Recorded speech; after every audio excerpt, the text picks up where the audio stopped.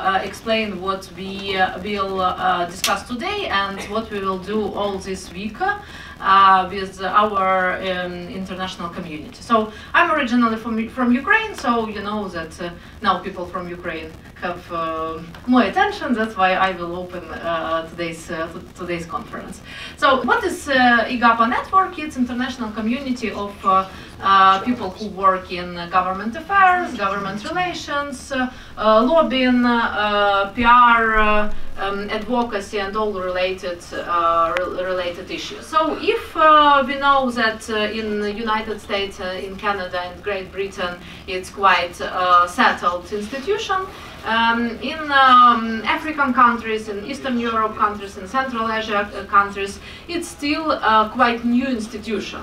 And so IGAPA community with and in partnership with other NGOs like Institute for Democracy and Development, working on creating this platform for communication and platform for success cooperation. Because when we have direct different practices, business culture, mentalities, we need to have platform where, for example, professionals from United States, top professionals, give to us direct examples how to work here, and we as professionals, I don't know, from Kyrgyzstan or Kazakhstan or Montenegro or Slovenia, help them to understand how it works, communication between business, civil society and government work in our countries. And of course we build together democracy, because it's important part of transparent dialogue in our country. Also our platform, it's a platform for some deep cooperation, so we always have opportunity to introduce ourselves more on networking events, on coffee breaks. So we wanted to build very strong cooperation. It's very hard because we all have different cultures. It's very hard, but hope that it will be successful. Even we have today also speakers who will introduce how to work with Iranian community, which is quite interesting for today. So how we work this week? So this week we have a forum and many people also join us online. So we also will answer their questions. So please remember that you also must pay attention to internet audience, because it's many people can't come to United States today, but it's important to work with them. So today we work till 4 p.m. Tomorrow we have our like community dinner in Capitol Hill Club, and on Wednesday we join important Ukrainian advocacy event. So our professionals will help American community to advocate for bills which support Ukraine. So some members of IGAPA help in this work. So we go to meetings with people in Parliament. Also Mrs. Victoria Sparks, she, Congresswoman from Indiana, invite us on 10 a.m. on Wednesday to her congressional office to discuss women's advocacy. So it's it will be events with her directly, which dedicate to International Women's Days. So please inform me if you will join, because it needs additional registration. And also thanks to Sherry and to our partners and White Ribbon Ukraine, White Ribbon USA and White Ribbon Ukraine. It's my partners. It's non-profit who work against home violence. We will join also tremendous evening event on Wednesday, on International Women's Day. So men's also can join us, because it's Women's History Month now in the United States. Especially we invite men who work with presidents who women. Yeah. And on Thursday we also continue to work with Ukrainian Advocacy Days on the Hill. have quite different lunch between different delegations, for example, between Slovenia and Kazakhstan, between Americans and Ukraine, and please feel free to join to these activities. On Friday, our international community have leisure date, so you can explore Washington DC, and hope that today's work will be useful for all of us. And yeah, and I will moderate first panel. Stephen Blank ill today, but he will join us on Thursday. He thinks that he will feel better. He analytic from Hudson, and in morning, if somebody also wanted to meet him, you will have option about that. But I'm haven't so much experience in moderation like Stephen Blank, but I will try, and we'll open our first panel with Mikhail Sigler and Janara Suleimanova. So please, if you can join us on this stage, we will. Yeah, I will be closely to you. We have 1 minute here. Today, prepare like we all come from Soviet Union, so we have on stage also model of Soviet Union, like one speaker, one party, one speaker. Okay, first panel as usual. So it's tradition. We have 7 meetings of IGAPA today. We have tradition that every meeting was in different countries. So like one meeting was in Kiev, then in Brussels, then in Istanbul, in Baku, and only last 2 meetings in DC because of situation in the region. And first panel is panel about situation in the world. So because we can do advocacy and government relations work and analytics of regulatory policy if we don't understand what happened in regions. And of course, I know that Steven prepared a big analytical report about war in Ukraine and destabilization, which put indeed in our region. I hope we can read the document after. But I introduce you a little bit also this issue that war in Ukraine is not only tremendous aggression, it's not only a tremendous humanitarian problem, but it's also changing between cooperation in all countries, between society, business, and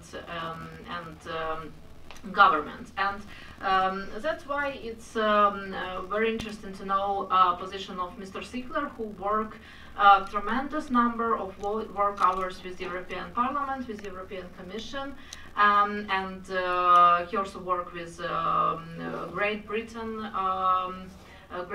Parliament. He deeply understands energy issues in Europe. So what you can think as person from like European continent, and not from like Eastern Europe, but from old Europe, what's changed for these years, and how it changed for like market of communication? So what new tools have people from advocacy side, from business side?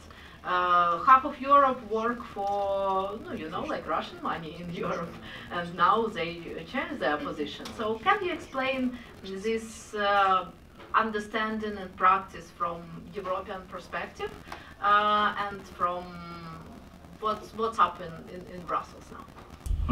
Thank you, Katerina. First of all, thank you very much. This is my third event of IGAPA. I always love to come because it's very good to exchange all the views regarding our industry, so governmental affairs. We said it in my country, lobbying, legal lobbying. So it's still the word, or in Europe, mostly in other countries is as it is in US, governmental affairs. In Europe, it's much more public affairs. So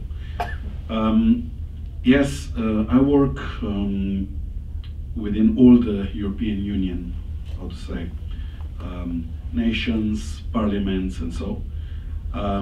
Let me say that first, COVID was one challenge for all of us, because it was very difficult to deal with the governments. It was very difficult to deal with the European Commission, national parliaments as well, European Parliament. We were very restricted, and we are still restricted actually how to access the members itself. Of course, a lot of members are working from home. A lot of their assistants are working from home. So, and we know we introduced these digital platforms now when you have the meetings, Zoom meetings, you have Teams meeting, and so. So actually, when you ask what it changed already a lot within the COVID. But then the next strike came, which was 24th of February, and actually at the time I had an event in the National Council, so in the Slovenian Parliament, so it was like, I could say it's an upper house or a senate.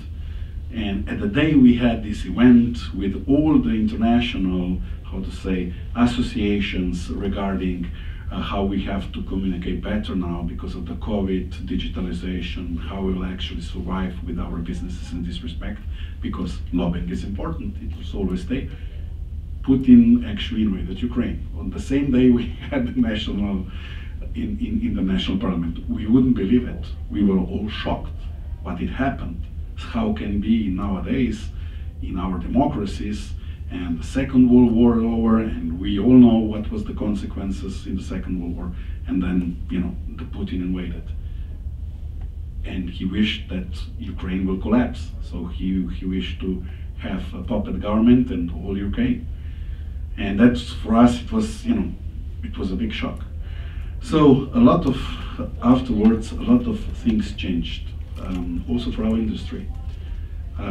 We had at the time as well, we had the new elections, because the COVID was tough also for our freedoms, our rights as well. And we were following what it was. So it was a freedom movement party actually won the elections for the first time in our country. So we have now a new government, a new coalition government, which is of course very pro-Ukraine. We are the NATO country, and we do follow up what's going on. But we are a small nation. We are 2 million people. Slovenia just 2 million people. And we are also the country where in the past Bush and Putin met when we wished to have, at the time, the new world. So we were always, how to say,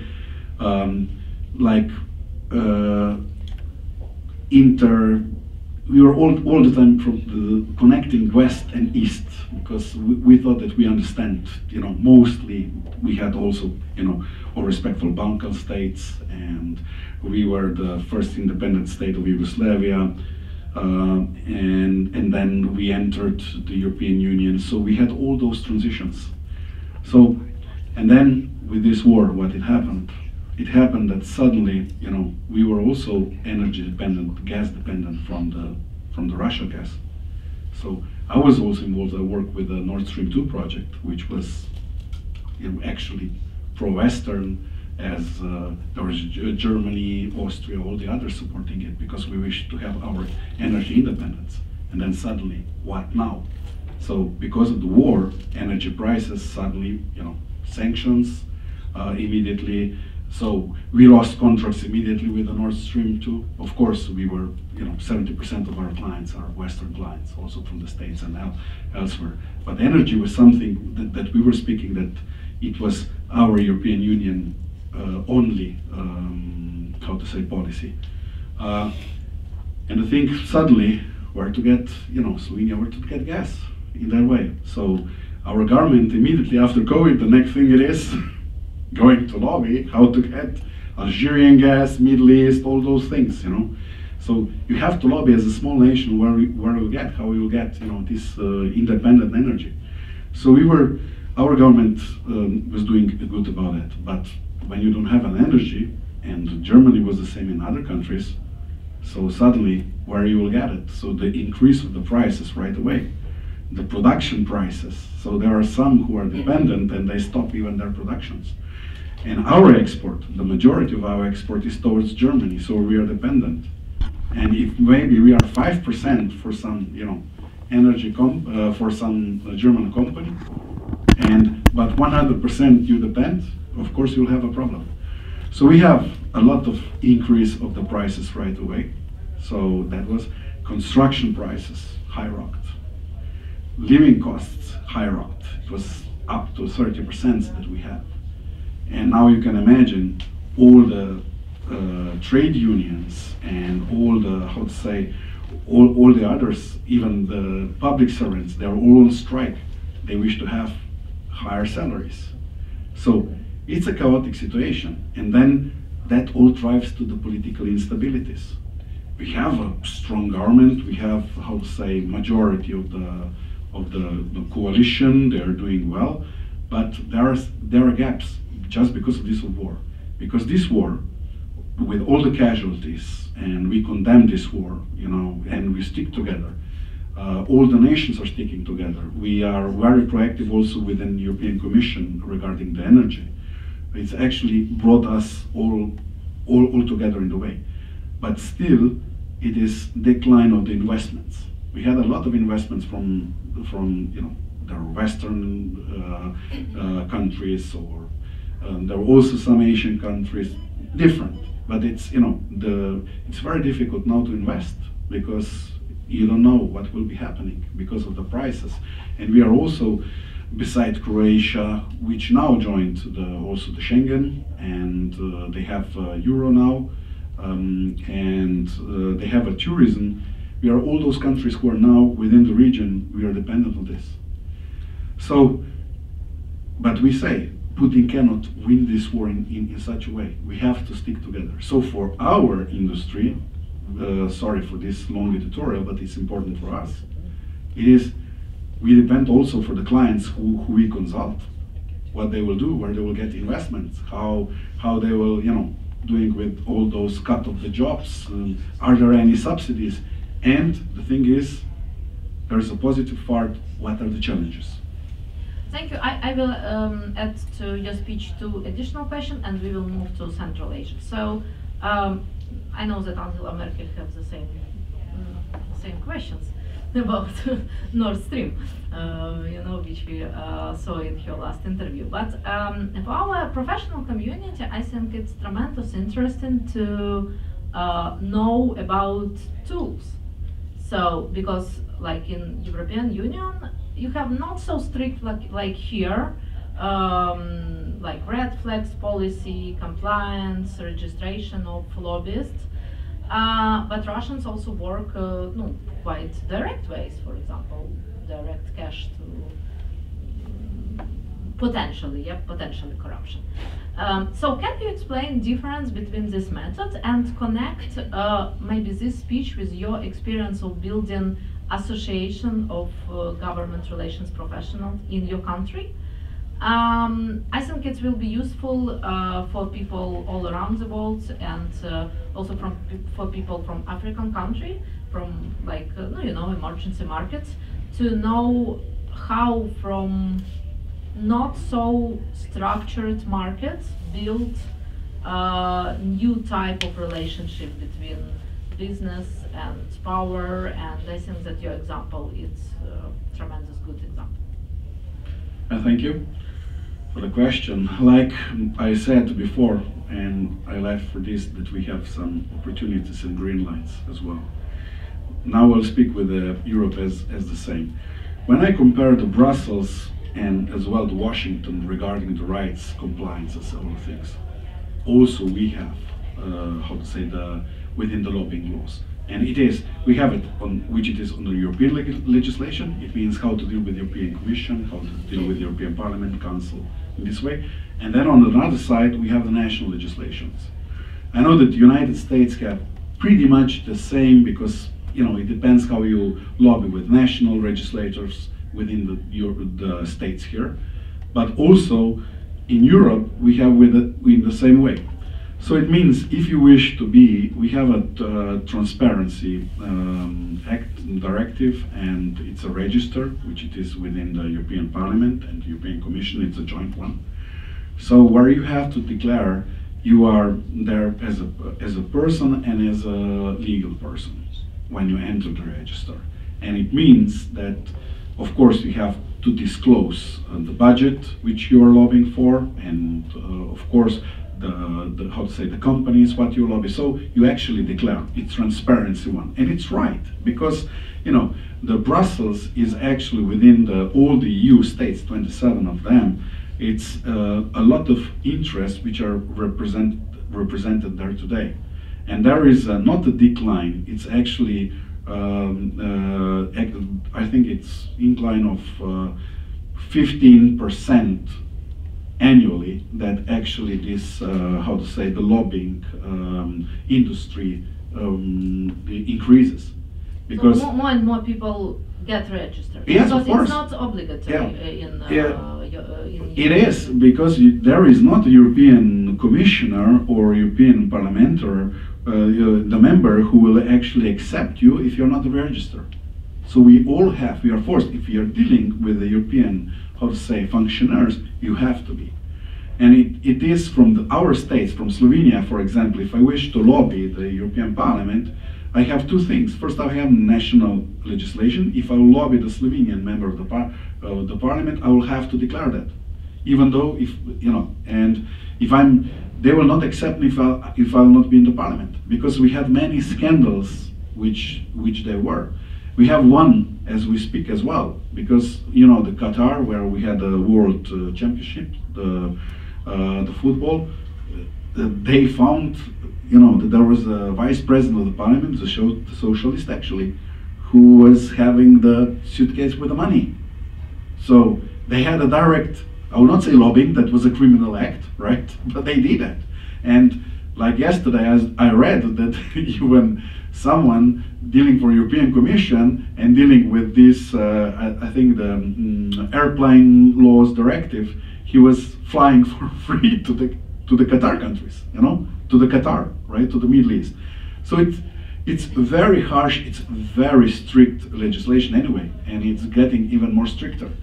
And that's why, but you have also, the only thing which we now wish to increase it is, that we have this rotating model within European Union, that someone, each time it is one of the, how to say, national governments which is presiding the EU for 6 months. Usually it's a trio. There's the only way which we have to come much more together with the states. It is not also by the Brussels, but sometimes also Ljubljana becomes, or Zagreb, or other countries become the presidency seat. And we see the lobbyists that at that time, it's also a very good opportunity that we got involved from our countries. But the thing is, we don't have enough legislation when we lobby, and there are some countries which they don't have laws, like Croatia, for example, they don't have a lobbying law yet. You can ask them in first panel about it. They will be here.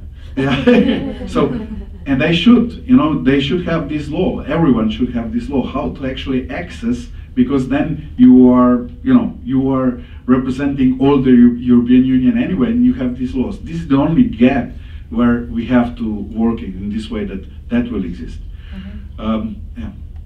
Yeah, thank you. I also will mention that we have interest in analytical work on our website, IGAPA.net, about how lobbying work in United Arab Emirates, because we hold one forum in United Arab Emirates, and their understanding of government relations in lobbying, it's different. Even that all people who do government relations, they finish Stanford or Harvard Kennedy School, it's still very, very different. And I wanted to move to Janar and ask about her perspective from Kazakhstan, because now Central Asia also moving forward in news because of reforms, because of political changing, because of also Putin policy, because when Putin said that northern Kazakhstan it's Russia, I think that mostly Kazakhs don't think so, like Ukrainians also don't think so. And we're trying to be very diverse in our speakers, so if Mr. Sigler works directly with political management and lobbying as professional, Janar represents association of business and also advocating for women's rights. So, and they advocate in like clusters question which connect with small business enterprises and with like all category. So it's very interesting to know how it works in Central Asia. Last forum we know position from Kyrgyzstan, which many revolutions. So and as I know, in Kazakhstan you haven't lobbying law, and maybe you can represent also some your practice as Mikhail do. So how it works directly in practice, please. Floor is yours. Thanks a lot. Actually, it's my first time here, so I'm a little bit very nervous, but that's okay. I'm from Kazakhstan. My name is Janar Suleymenova. I represent my country in this international discussion. But before moving to my speech, thanks a lot for invitation. It's a great opportunity for me to share my thoughts and maybe my practices with expert community. I want to put three main issues. First is modern global challenges and consequences for Kazakhstan, advocacy for the interests of small and medium enterprises in Kazakhstan, and the third one is our first steps of our national public union for sustainable development of regions, Asıl-Niyet. Now, first of all, of course, everyone knows that we had a COVID in 2020, and also in Kazakhstan at the beginning of 2022 we had huge protests which were taking place in many cities of Kazakhstan. And the protests of Kazakhstan for the first time in history were suppressed by the special forces of the countries of Collective Security Treaty Organization. You know that our president has called for this organization to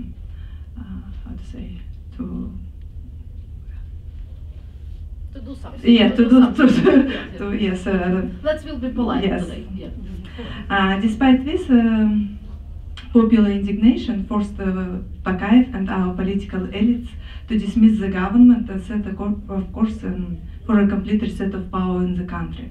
So I just want to say that after this coming to the Kazakhstan, finally we are really happy that they went through, they went back, they returned to Russia and other countries, and our president was really smart to make this kind of changes, and right now we are more looking forward for the future. We are really inspired of what is going in the country, and it really makes us make a belief that it can be changed. But of course, after this, you know that the Ukraine situation takes place, and of course it influences Central Asia as more. We have a huge border with Russia. I think the hugest one in the world. So it's for us it's a kind of really very main point that we are neutral in this kind of war, but a lot of Kazakh people, they don't support Russia. We are close to Ukraine and really want to support this. But let's return to our protests in Kazakhstan. The reason of Kazakh protests lay primarily in social inequality and injustice. The gap in the living standards and incomes of majority of our people, and oligarchs sitting on oil and pipeline, it's unprecedented proportion. However, the intervention of external forces have also updated the national agenda and the desire of our people to decide our situation and our future.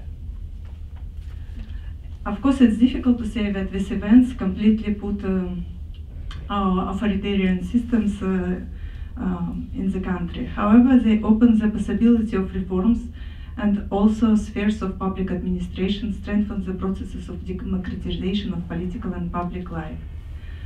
The request for justice today remains one of the agenda of early parliamentary and local elections. And although the old management elite is doing everything possible to keep the power in their hands. I really hope that new opposition, political projects, and maybe new leaders of public opinion will be adequately represented in power, which means that they will have access and the opportunity to influence the adoption of laws and decision of which the future of Kazakhstan depends. I am also deeply convinced that today in Kazakhstan we have an opportunity for changes which opened in our country today, and the central places in these changes should be taken by a set of effective measures. The first of all, it's very important to support small and medium-sized enterprises, developing sustainable sectors of our economy, diversifying government revenues, and of course reducing the dependence of Kazakh economy on the influence of Russian market. And we need to reorientate to the new markets in Asia, Europe, and America. Today we see that the democratization of public life and new opportunities for us. And the situation quite naturally increased in interest of various social groups and tools that can be used to defend the interests of business and society before the authorities. And here, as I am convinced, we don't need to reinvent the wheel, but should study world experience and try to adopt it to our conditions. I am really thankful to Katerina for drawing my attention as an expert in the tools of advocacy and lobbying that can and should be used in dialogue between stakeholders who today represent the interests of business and government agencies. In Kazakhstan, activities related to advocacy and lobbying of the interests in social groups are not regulated in special law and other acts that would ensure its transparency and responsibility. However, it would be wrong to say that such activities are not carried out, and there is no basis for it. For example, in our country, public councils have been created and operate under state bodies. There is a law on access of public information, and stakeholders can use in their work. Non-government public organizations often come with initiatives in the interest of business, protecting the rights of women, young people, people's rights, and the environment. We have in Kazakhstan the law of Business Ombudsman of the Republic of Kazakhstan. This law provides power and function to ombudsman to protect the rights and legitimate interests of businesses in cases of their violation by state bodies and officials. Kazakhstan activists who understand the importance of advocacy and lobbying and who are trying to change the situation today, they are much more lacking in knowledge, experience, and consistency in their work.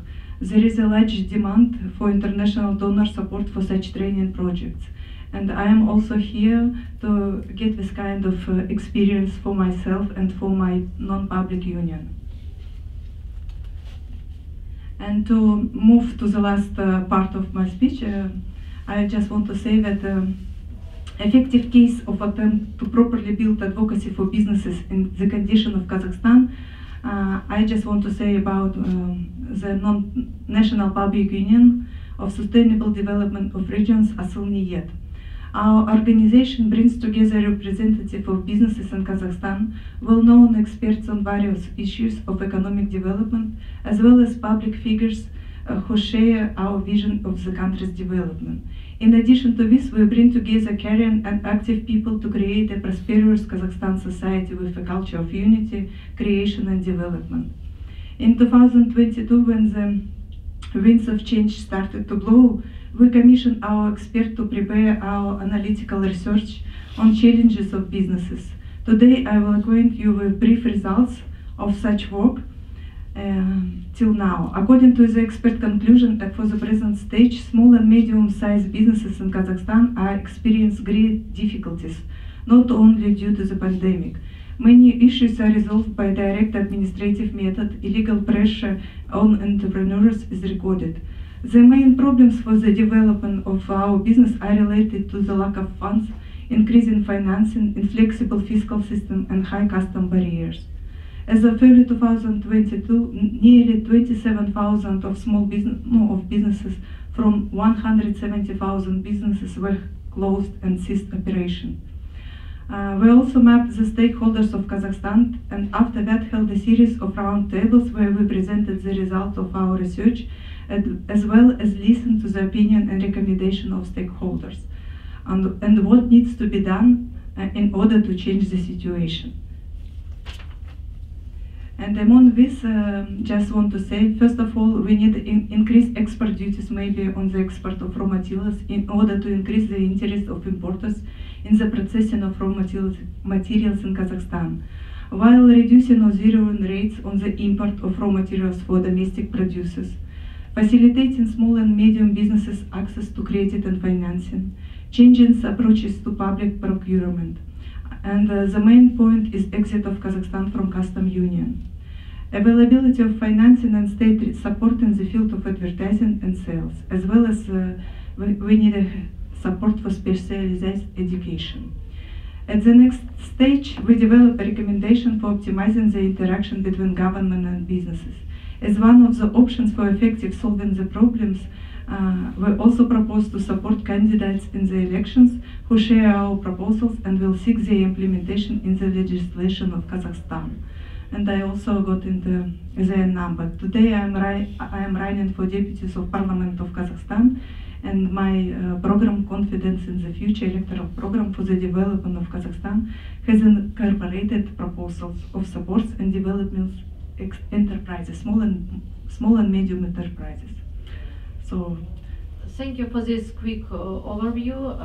It's really interesting, and I know that many. No, let's be like open with our audience that many political forces in Kazakhstan not registered. So, like these administrative barriers still exist, and it's really hard to bring civil society to power. So you still have these problems. And I wanna, like we have 10 minutes more, I think. I'm not from Germany, but trying to be in timing. So as you know, and our members from Kyrgyzstan also mentioned that why it's so important to understand this overview from Central Asia and from Eastern Europe, because as we saw in Kyrgyzstan, it's neighbors of Kazakhstan, they have a lot of mining facilities of mining of gold. And they work with really Canadian people from early beginning of their independence.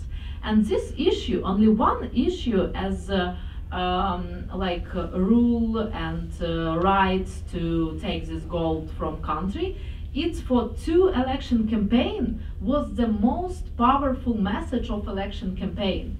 And if we're talking about United States, it's very easy to talk about government relations practices, because here it's huge number of issues which you advocate, and I think Tadeusz today and other our American friends and friends who work with advocacy of women's rights will explain these issues. But in countries where this practice only developed, one issue, for example, regulation and fees of mining in one place, for example, gold mining, became the most powerful. And I think that in Kazakhstan, also after this failure of, you know, like vertical, it will be many issues which needed to be regulated as lobbying, because all these mining facilities, resources, natural resources needed to be more transparent in privatization of contracts and so on and so forth. So I have the last question for both of you to finalize our panel, and please use 2-3 minutes to answer to that. So firstly, about European Union. So in European Union, I also explained the last analytics about people who registered. So it's non-profits, it's associations, it's government relations directors of business, and it's religious organization, which is interesting. They very active. So what do you think? Is in the European Union now process of lobbying is transparent? Or some people still use like media campaigning and you know, like think tanks work and I don't know, liberal initiative for good Russia or good Belarusia and other fake organizations to do lobbying? Or it's quite settled and you need to go more to regulation directly in countries which is members and new members of European Union? So it's a question to Mr. Sidler first. Yes, thank you for the question. It is important to highlight that with this Transparency Act, it is not only that we as a professional lobbyist who are working for our clients and maybe our clients are coming from, I don't know, from the national countries, or maybe from abroad, from the States or elsewhere. The thing is that not us, but also others like NGOs are entering the register, also some religious groups, attorneys at law or so. Everyone who deals with the European Parliament in the way that they lobby for the interest, they enter. And that is also which is now pushing towards the national states. For example, from Slovenia, we already have a law, and we have and you have to enter the register. There are just 80 lobbies who are in the register, but we are maybe 10, 15 working. But this will be changed as well, because it means that all the, how to say, the trade organizations will be in there. There will be, you have like AmCham, all the others. Who is dealing with functionaries from the government or elsewhere? They should be in. We are having in my country on 15th and 16th of May. For me, it's a big honor because it's happened that the new parliament now listens how we have to change, and the legislation as well. And they will be sponsoring us in the way that they give us, how to say, the main chamber and everything. So we have on the 15th and 16th of May, we have this, how to say, this event, and some of you will be also invited there to speak because I announced that. And we just have with a PACE, which is the national, how to say, or it is international organization of all the European Union, how to say, national associations of lobbyists. They are coming and they will speak about how are their tools of lobbying, how that will be developed, where we stay. And there will be also European Commission and OECD, because OECD is playing important role about fighting the corruption. And it means more of the effective professional lobbying, more the registered, more it means it's transparency. So we will speak about transparency. And the last about the media, that's just the last comment that I close down. You know that we have the most challenge it is, because you have bypass that if you have money, you lobby the media. It means that you have the budget, and then the journalists from such media will write in your behalf. And now it will change in Europe in this way as well, that the media will have to declare the budget if someone was paid just for lobbying issues, for changing the legislation that way. So we all go this, we are all aware that we wish to have more transparency, because more transparency is more democracy, it's more access towards the legislators, it's access to the parliamentarians. Of course they will speak with their own electorate. The member of European Parliament will still speak with their electorate. We know where that is. It's not a problem, but when you lobby European Union for this interest, which is totally legitimate, you will enter the register. Thank you so much. I think in coffee break you can also ask Mr. Sigler about working in Great Britain. It's one separate term which is a completely different regulation. So last question to Janar. So we know that in your country, in Kazakhstan, very active like Chamber of Commerce at Atamiken. But it's, for me it's also interesting, so how it works like together with government.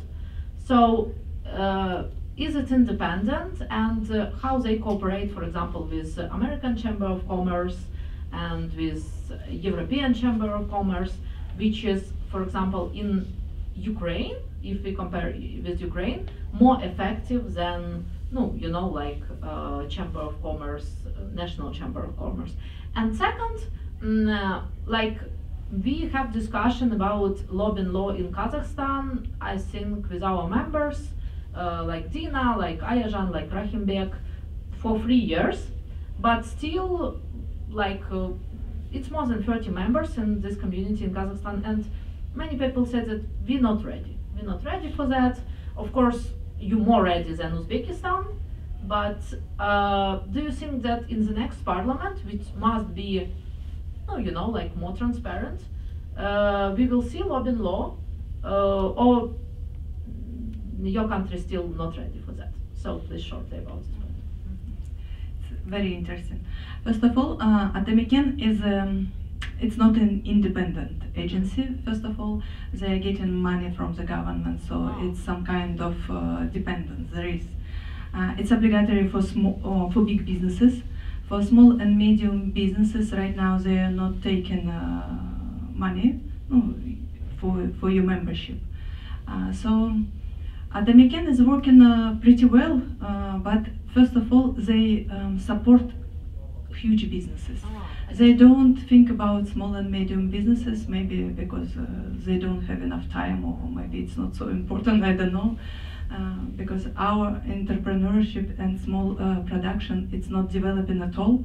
You know that Kazakhstan is more resource country, and a lot of our resources is going from the country.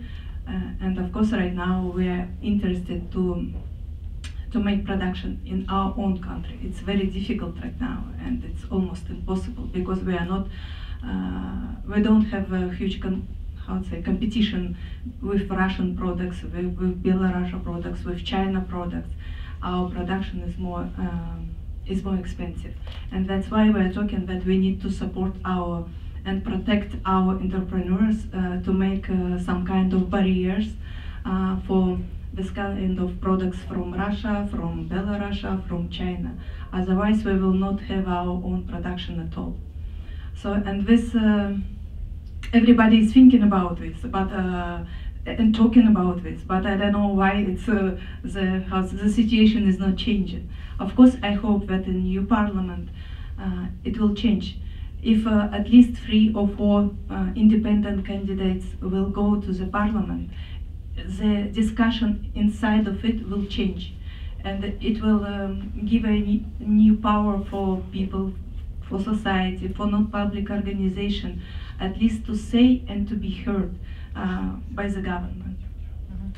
Thank you so much. And I mentioned that IGAPA community also have some algorithm how to build like local associations, how to start discussion about lobbying law, about transparency, and we're trying to give these tools to all new markets to be on one wave with countries which are more successful in this transparent lobbying, like United States, like in Canada. So I think we directly at time, and we're moving forward to I think 5 minutes coffee break, and then we will move into American panel. So it will be classical American professionals who work in this sector.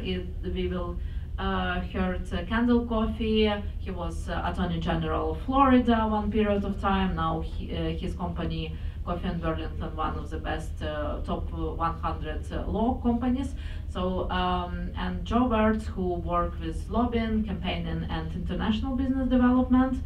So we and other our participants will share their experience and their cases. And remember that today this month it's Women's History Month, so we also today will pay a lot of attention to advocacy of women's rights, of women's laws, and our guests and our partners will share also their stories, not only about about mining of gold, or I don't know, airspace system or defense lobbying or energy lobbying, but also about very important issues of women's rights. And I see today Sherry, I see many women who come across the country to share their experience. So thank you so much. I think we can grab a little coffee, and we'll start this panel about American practices in 5 minutes. Thank you. Good morning. My name is Joe Wirtz. This panel is about lobbying and advocacy in the U.S., how it works here, tips and tricks, and an overview from each of our perspectives of the system here in the U.S., as well as about general engagement and how we work with folks on engagement outside of the U.S., as well as just, I guess, a general discussion. And so what I would like to do initially that I think will be helpful is let everyone introduce themselves very briefly on this panel. I think we're getting Kendall here. And so I'll go ahead and start. Joe Wirtz, as I mentioned. I have been doing lobbying, advocacy, and campaigns, elections here in the U.S. For well over the last decade. I've done everything from state up to federal in all those regards. I worked with folks big and small to help folks with obviously achieving successful results on the advocacy front, but also general engagement with their federal and state officials. I personally believe this is, as the U.S., one of the most important things that we have and can do. It's how our government works with people, entities, being able to engage and have what I believe is open dialogue and conversation that helps generally direct public policy and opinion throughout the country. So anyway, I will turn it over to Thaddeus on my left. Good morning, everyone. My name is Thaddeus Walls. I'm originally from Chicago, Illinois, now based in Philadelphia, Pennsylvania, and I am a political consultant and organizer. I work with first-time candidates directly, in addition to working with organizations in the C3, C4, and independent expenditure-based space. And really those forms of organization are one of the ways I try to advise organizations on our political process, because all too often a lot of our issues, people take a very individualistic view of them, but in all actuality, how can you coordinate and build coalition with others? Because a lot of business entities and groups, of course, they're spending the money, but at the same time, money does not always guarantee you a win or a favorable outcome. And especially considering, like, you can give someone all this money to try to lobby for in favor of a bill, but like we were just discussing, if you're trying to do this up against a political re-election year, you're only going to get so much traction. So just making sure we're advising folks on best practices, suggestions, or making sure, like, hey, you have an outcome, but what is your understanding of the process? And that is where all the hijinks, corruption, and perception, or things really occur, or there's a confluence of information. But we'll definitely dive into a lot of that. Ian. Greetings. My name is Ian Campbell, and I started in, I want to thank the organizers, the panelists, and everybody for being here. I think this is also one of the most key issues dealing with affecting our government is lobbying. And I call lobbying like the other branch of government, and as a former chief of staff to a member of Congress, you have 20 staff members to cover 750,000 constituents. So without lobbyists who are experts in the field, you just wouldn't be able to get the information. Now you have good lobbyists, good doctors, bad doctors, good teachers, bad teachers. So unfortunately, lobbyists get a really bad rep, because whenever you hear about lobbyists, they're in the news being locked up for some kind of corruption or something of that sort.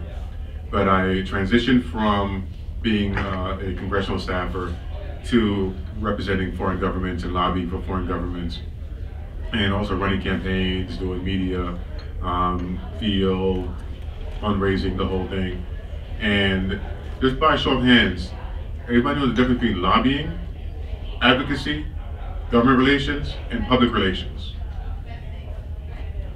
That's where the confusion happens. Is, lobbying is very specific, it's one line, but everything else is government relations, it's public relations, it's advocacy, but it all gets lobbed into lobbying. And that a lot of clients want lobbyists, but lobbyists, you don't get results tomorrow. Lobbying takes time, but before you can actually lobby, you may have to do public relations. After you do public relations, you then do government relations. And you talk to some folks about doing advocacy to help carry your government relations program forward. So it all kind of works together in some way, shape, or form, but a lot of companies and individuals and countries don't really make that distinction to figure out how best to come up with the best engagement strategy.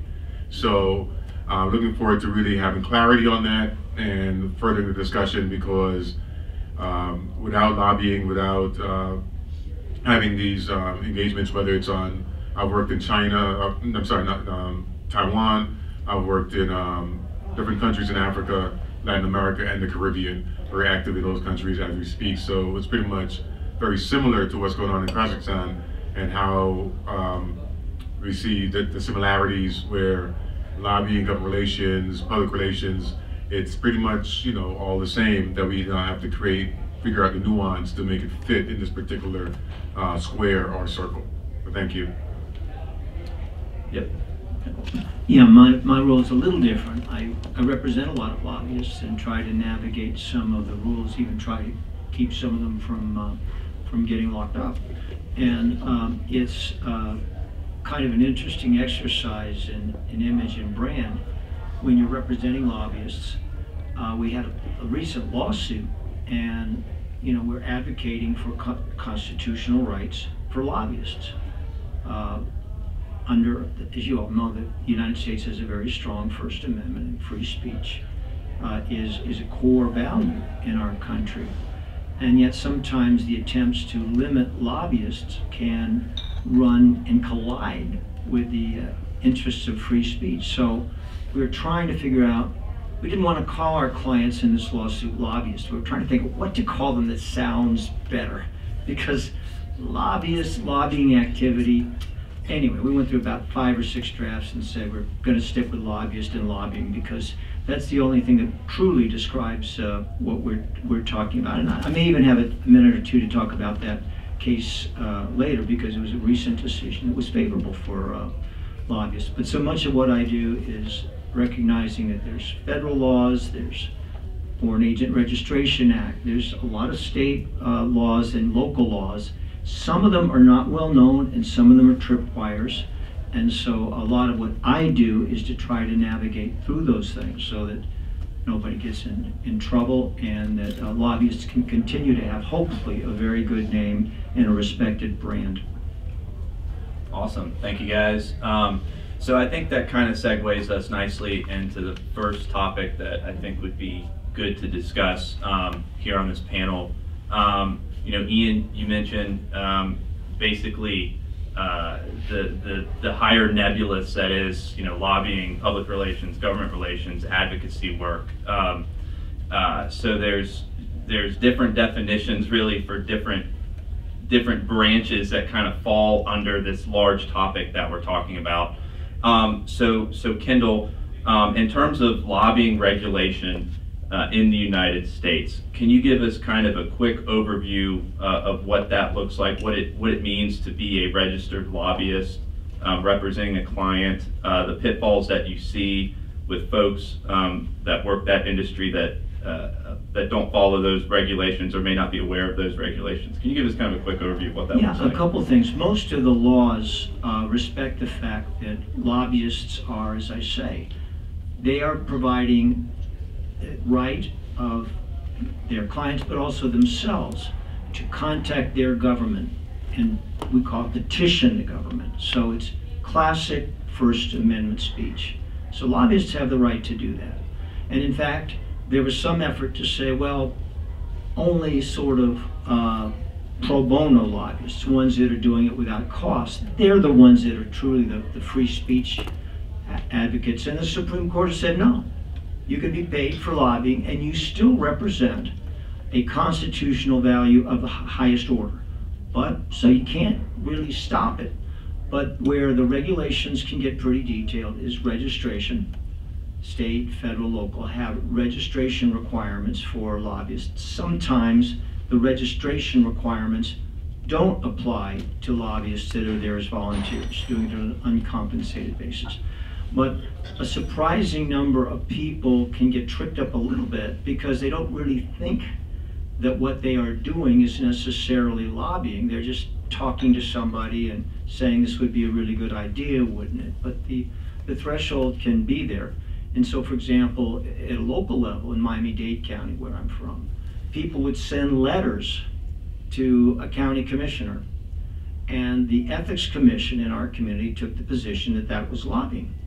And if you weren't registered to be a lobbyist, you can in fact be fined.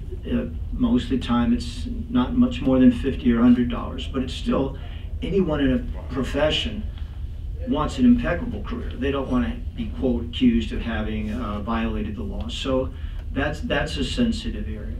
Another area that's somewhat misunderstood is the Foreign Agent Registration Act, because that was asleep for a long time. It really was a law that requires that if individuals are acting on behalf of a foreign government, a foreign principal, they got to register with the Department of Justice. And this actually was created in the late 30s because there were a lot of Nazi support organizations, and the government wanted them to have to identify themselves, people who are advocating it. That particular law does not trigger based on whether you're being paid for lobbying, for example. So you can be a foreign agent, and there are exclusions and a whole lot of things to talk about. But if you are acting on behalf of a foreign principal, which could be a political party, which could be a foreign government, which could be a city or region in Ukraine, then you're supposed to register with the Department of Justice. Interesting, and this is the final thing I'll say on that, there are a number of individuals who are registered pro bono, very prominent lobbyists. That is to say, they're not getting paid, but they still have to register as lobbyists, that is to say, agents for foreign government, because they're advocating for more weapons, more arms to support Ukraine. So if you're going to go to Congress and ask people to do that and support the Ukrainian government with arms and weapons, you are, under the law, an agent of, or acting as an agent of a foreign government or foreign party. But they're doing it pro bono. And one of the speculations is that the same lobbyists that are asking for substantial increases in weapon and technology for Ukraine in the war are also representing defense industry components in the United States, which of course are very willing to sell the weapons that the people of Ukraine need to defend themselves. So, Ian, I'll turn it over to you as we're kind of talking about lobbying on behalf of foreign interests. Obviously, you have a lot of experience internationally representing folks in various countries. Can you kind of talk us through what your experience has been, both comparatively lobbying outside of the United States as opposed to in the United States, and what your experience is like lobbying for foreign interests in the United States, if that's part of what you do, and what that entails and what that looks like for the group, as we obviously have many folks who are interested in that topic. Thank you. Well, the first thing I do is define what the scope of work is. Everybody's going to say they want a lobbyist, but I always ask, well, for what? If somebody asks me to lobby, I want to know for what law do we want to change? What law are you asking me to lobby for? If you just want government relations, for me to go talk to Congress about improving relations with this country, opening up trade, we're talking in generalities, and just doing public relations and doing education or doing advocacy. But when you were looking for, the Caribbean was asking for renewal of the Caribbean Basin Trade Initiative, that's lobbying. There's a particular law, they want extended, they want it renewed, and that was going to a particular member of Congress, particular committee, asking them to extend this particular law or to add more money for this particular law. It's not as defined in other countries. It's very broad, even in other states. I had to learn what lobbying was in Georgia when I moved to Georgia, lived in Georgia for a little bit. In Africa, some countries in Africa, it's also loosely defined as far as how do you engage and talk to the president. And I say talk to the president because that's the bottom line. It's how do I get to the president, because the president makes the decision. Countries or individuals, when they come here, they want to get to the president, but they don't understand how Congress works. There's 435 representatives in the House, another 100 in the Senate, there's committee, there's public influence, and Congress is a reactionary body. Congress works based on public pressure. So if there's no public pressure, they don't have any incentive to really do anything, particularly as it relates to anything outside of their jurisdiction or their congressional district. The key thing is to figure out what the current mode of operations, how people operate locally, then how do you go back to influence their decision-making process. In some countries, they just want you to wait. They want you to sit there and wait for a day, a week, a month. There's no timeline. You can't really get to the decision maker because this person will say, oh, yes, I can get you to that person, but then this person introduces you to that person, and then you spend time with this person and realize that he's not going to get you. So you go through 10, 15, 20 people wanting, if you don't understand how do you get there and what it takes to get there. There's a lot of challenges when dealing outside lobbying than compared to inside the United States. Your opposition, your competition, your folks coming from other countries are showing up with $1 million in cash, or giving cars, or having elaborate dinners and events that they're inviting these folks to. And they're coming in, they're sitting down in closed door meetings, they're having these conversations, and as an American representative, you can't engage in that type of behavior because it's illegal. So we have to figure out ways to, maybe it's having a meeting at State Department, talk about bringing them to Washington, D.C. Everybody wants to come to Washington, D.C. and go to New York and go shopping and have a conference. So there's other creative ways that you have to incentivize getting the interest of folks to actually listen to you and pay attention. It's there isn't a blueprint, there isn't a plan, there isn't here's a booklet, this is how you go about doing it. You make it up as you go along. It's all about personalities, it's all about particular interests at times, people's political survival. And excuse me, I wish I could be more direct and more descriptive, but I think folks who are involved in the industry, the trade, realize it's very delicate balance, delicate dance to engage foreign governments. But the key thing is to figure out what is the win. What is it that we're looking to achieve? How can you meet your needs? And how do you legally go about doing that without stepping across the line and getting the help of folks on the legal side to bail you out, because being arrested or being indicted or being accused of anything illegal on the lobbying side, there's no one's going to come to your aid to really say, no, people just have a thing where they are looking to burn the lobbyists to the stake and waiting for them to mess up. Awesome, thank you guys. Yeah, it's funny from my experience. I don't know if I should say this, but it's more. I've always found, for me, it's more who you know, not what you know in lobbying, and even government relations, public affairs. I had been hired in the past simply because I knew who the person was that the client needed to talk to get something done. I had no clue what the heck it was, but I told them I can learn that very quickly. But I know, once we talk and once we figure out what you need to do, I know how to get you in the door with the person that you need to talk to. So it's yeah, I think you're right on point with some of that.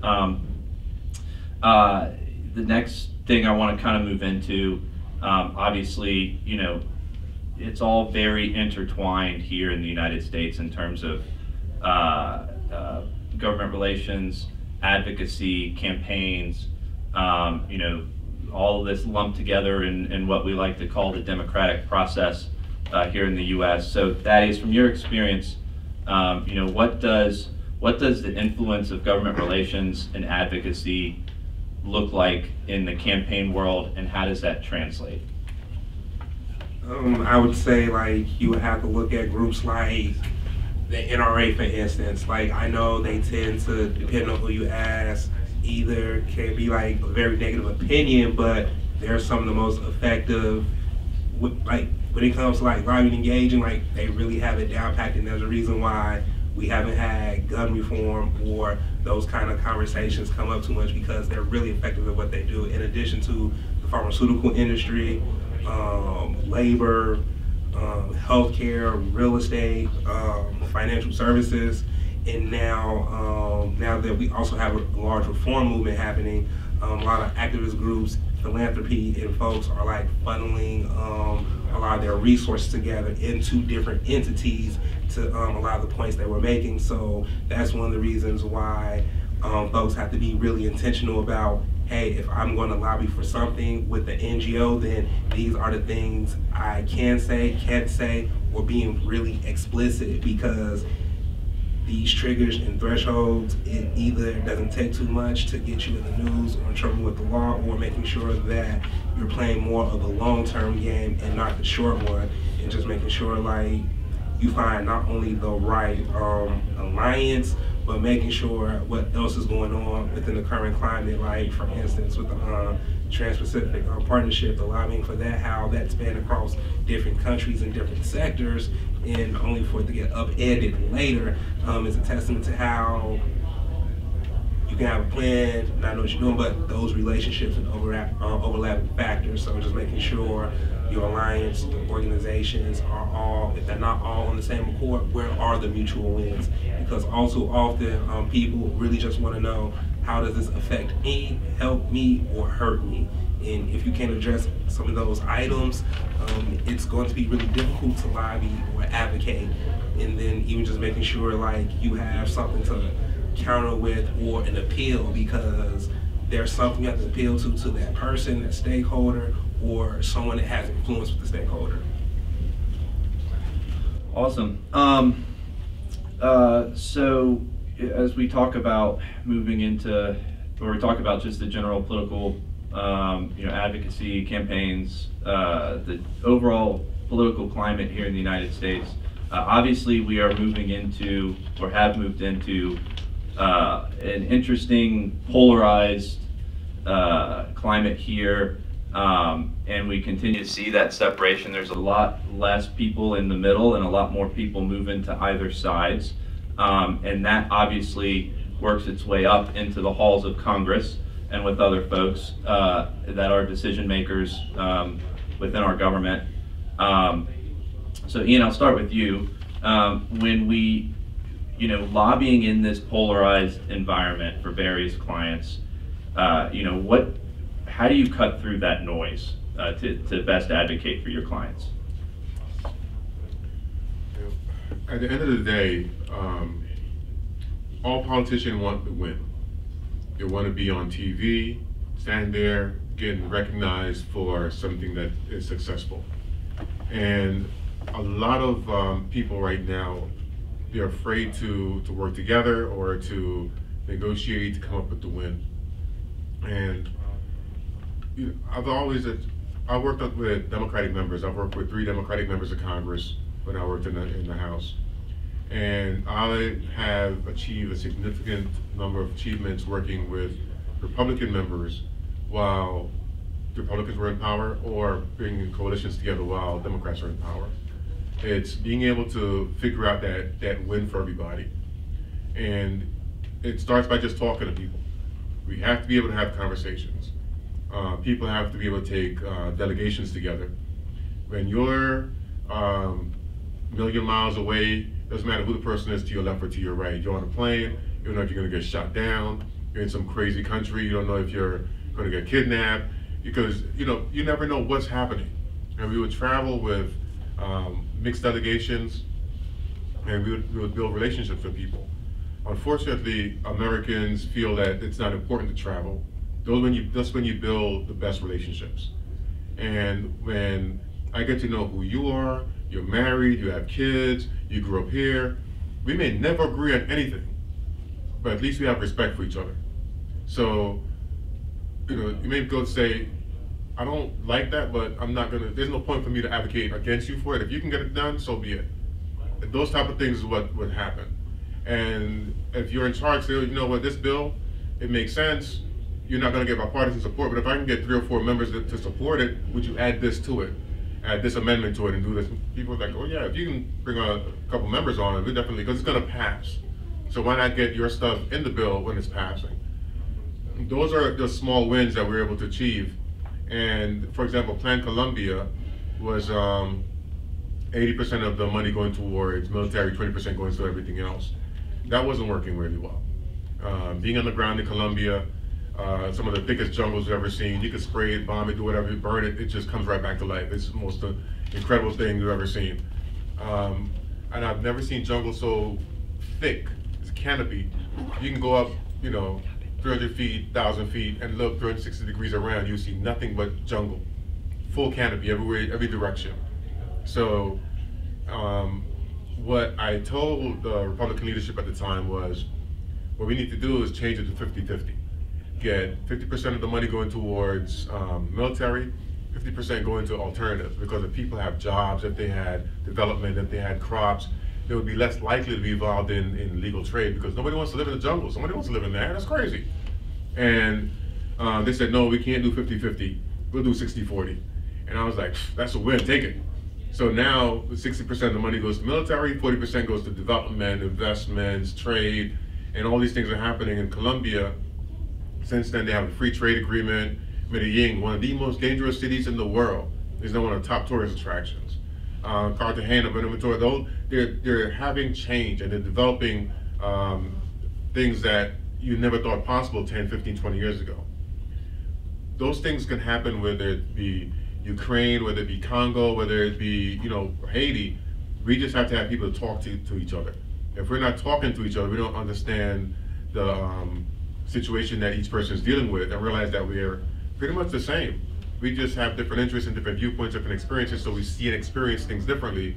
And sometimes that may happen over dinner, may happen over cigars, may happen on a plane, may happen around the country. But we have to find opportunities to engage each other, talk to each other, understand each other, and at least be patient enough and be brave enough to agree to disagree and agree to, work together. Yeah, I was breaking bread cuts through the noise quite a bit. So Kendall, you served as Attorney General of Florida. I would probably say it's fair to say you've sat on both sides of the, working with lobbying and government relations folks, as well as being the one being lobbied.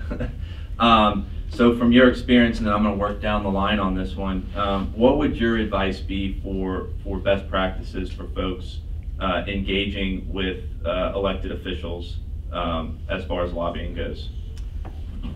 Well, just one perspective I have to say, when I was on the prosecution side, we thought all lobbying was corrupt. I mean, seriously, I know that sounds so... That's conference over, everybody. It's so small-minded, and, lobbyists would get fees, $100,000, on a major project, maybe more. And we look at that and say, it's got to be a bribe. And yet, it wasn't a bribe. The perspective was that the go-to lobbyists are paid pretty well, actually, sometimes better than lawyers, because they have a unique knowledge of a subject. They spend a lifetime developing connections and credibility. So that perspective from the government got changed quite a bit when I was on the outside, and I realized that the vast majority of lobbyists I've dealt with are, straight shooters. They have to be. You are out of business if you get caught in a lie to anybody who's in public life. The best lobbyist, a very good friend of mine, but I consider him to be maybe the best go-to lobbyist in the state of Florida, always tries to make the pitch on the merits and on the politics. And of course he's connected and raises money and does all those things, but he goes in, he doesn't want an office holder to end up looking bad or looking embarrassed. So he's real straight about that. But you got to sell it on the politics, and you got to sell it on the merits. And if you think you're just going to talk about good government and what's better for the environment, and that's the only thing that an elected official wants to hear about, it's not realistic. And it's a basic formula, but that plus raising money and complete credibility has fueled his success for many years. That's great. Yeah, a wise person once told me when I was first starting, they said, people, politics, policy. You got to know all three of those things when you're walking in the door. Ian, I'll turn it over to you. Same question. Best practices. I'll answer that with this quick story. I had somebody reach out to me, and we arranged to meet the person in New York, Waldorf Astoria. And this person is a multi-billionaire, told me like $30 billion. They're very well situated. I did some research on the person. Great former elected official from a country, not a U.S., another country. Great elected official. I was like, this guy would be a great president. If they could do the things that they do in this particular, where they were governor, they do it in the entire country. It'd be great. Doing more research, found out that the person, there's some challenges and questionable issues going on with them. But I was like, okay, we can overcome this. They're not a bad person. They didn't kill anybody that I could find. Met them in the Waldorf Astoria. They had 2 lobbying firms that they were working with for the past 7 years, paying them each $15,000 a month to represent them. I brought my team up. We met with the person. They said, well, initially, after meeting the person, I was like, well, not a strong person, but they're very mild, mellow. And they asked me to help them with their campaign. And I was like, great. I can ask for whatever amount of money I could ask for, they would have no problem paying it. The ask was, I need the Congress, the House, the Senate, the White House, the State Department, and the Department of Defense to support me. And I was just like, heavy ask. You have 30 days. I was like, man, that was 5 days ago. Now 25 days. I told them, I said, no, not possible. I could have asked for $5 to $10 million. They would have paid it. And I would have failed miserably and would have been like, that's the business of what it is. Told the person he didn't have enough money. I said, you don't have enough money to make that happen. That's not realistic. You have 2 lobbying firms that you've been working with for 7 years, and you want me to do this in less than 30 days? You're wasting my time. So, could I have taken the money? Yes. Would it be a waste of, would I have been able to sleep with it? No, it's not worth my integrity. It's not worth my time, my reputation. Because you can't say you can do things that you can't actually do. And we can say, okay, we can make it happen. Maybe if it was just the Congress, maybe it was just the House, we might be able to do that. But you want House, Senate, not just regular members, leadership. You want the President, the Secretary of State, and the Secretary of Defense. Like, man, it'll take you about 7 years. Do different administrations. So you have to be realistic. No matter how well you're seen or perceived, or just have to be realistic, and it's not worth the money. They can't offer you enough money to compromise your integrity, because then you have to register, so it's public, you have to put what your scope of work is, people see that, they look it up, and then you're the guy who failed and didn't deliver, and you charge this much money, and then you get investigated. You're charging $5–10 million for 30 days work, you'll definitely get investigated. So it just was not worth it. So integrity is everything. That's great. So Thaddeus, same question over to you. Best practices for lobbying and advocacy in the U.S. Attention to detail, timing, leverage, and the willingness to have the hard conversation. And don't be afraid to bounce things off of, I hope you have a lawyer or a treasurer or something. Like, if it sounds too good to be true, run it by them. Because that's half the reason why a lot of corruption and things happen, because no one's taking the time to go through the details or the fine facts of the law, because the United States government isn't caring about intentions. Like, if you go an inch over, never underestimate America's willingness to over-prosecute you, and especially past political consequences. Awesome. Do I keep going? This said to 12:40. We can keep going. Katarina. Cool. We'll keep going.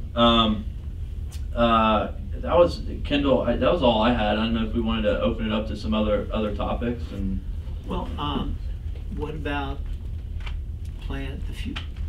What about the future of lobbying for Ukrainian interests, just to kick around? Here's something I looked at, and I don't even know what the goal would be. I mean, right now I get the sense that a lot of the focus is just getting weapons so that Ukraine can defend itself from an immoral war. But I was looking at some different groups that did a pretty good job of lobbying for what was identified as a national interest. One of them was the Cuban American National Foundation. Now this was, as it's described, Cuban Americans essentially, but they had a lot of impact over the years. And the Cuban American community itself isn't like that big. I mean, you know, maybe 1 million people or so, but I mean, Florida's a very, very big state. But I was trying to figure out why were they so effective. and they took some of their model from pro-Israel lobbying organizations, and they did it for, I guess, the reasons that are obvious. They were bipartisan, although they initially, because they felt the support was much stronger on the Republican side, they started out on the Republican side. But when Bill Clinton came along and he was willing to get tough on Castro, they got very bipartisan. There's legislation that was spearheaded by Democrats. So that was part of their success. They were also very focused on just a couple issues, and they kept working those issues. They don't come in and ask for 20 things from members of Congress or anyone. So and then they stayed with it a lot of years, and of course raised money. And there are other examples that you can see too, but if the Ukrainian or Ukrainian American communities here are looking at some point to models in order for advocacy, there are a couple groups like that historically that would be worth studying as role models. And that would be one, because they had quite an impact on maintaining the embargo and a lot of restrictions on Cuba because of their obviously heartfelt, justified opposition to a communist dictatorship. Yeah. After the last presentation, one thing I noticed was the similarity between Kazakhstan and the Caribbean, Latin America, and the continent of Africa. The need to bring development investments, the need to bring manufacturing, the need to have more people in the political process and transparency throughout the political process. And we look at Colombia and how we're able to use the fact that Colombia was getting billions of dollars to get from the United States. So we use that as impetus to force the Colombian government to make changes to deal with the communities that were being disadvantaged or harmed. When we can work with local communities on the ground, and there's money coming from the U.S. side, you can tie the money into different actions. So, for example, human rights is an issue, development of disadvantaged communities. You can come up with alternative housing. You can lobby for things that are happening, but to focus on particular communities. And as it relates to Ukraine, billions of dollars going for a war, but during the war there's other parts and other issues that you can now carve out.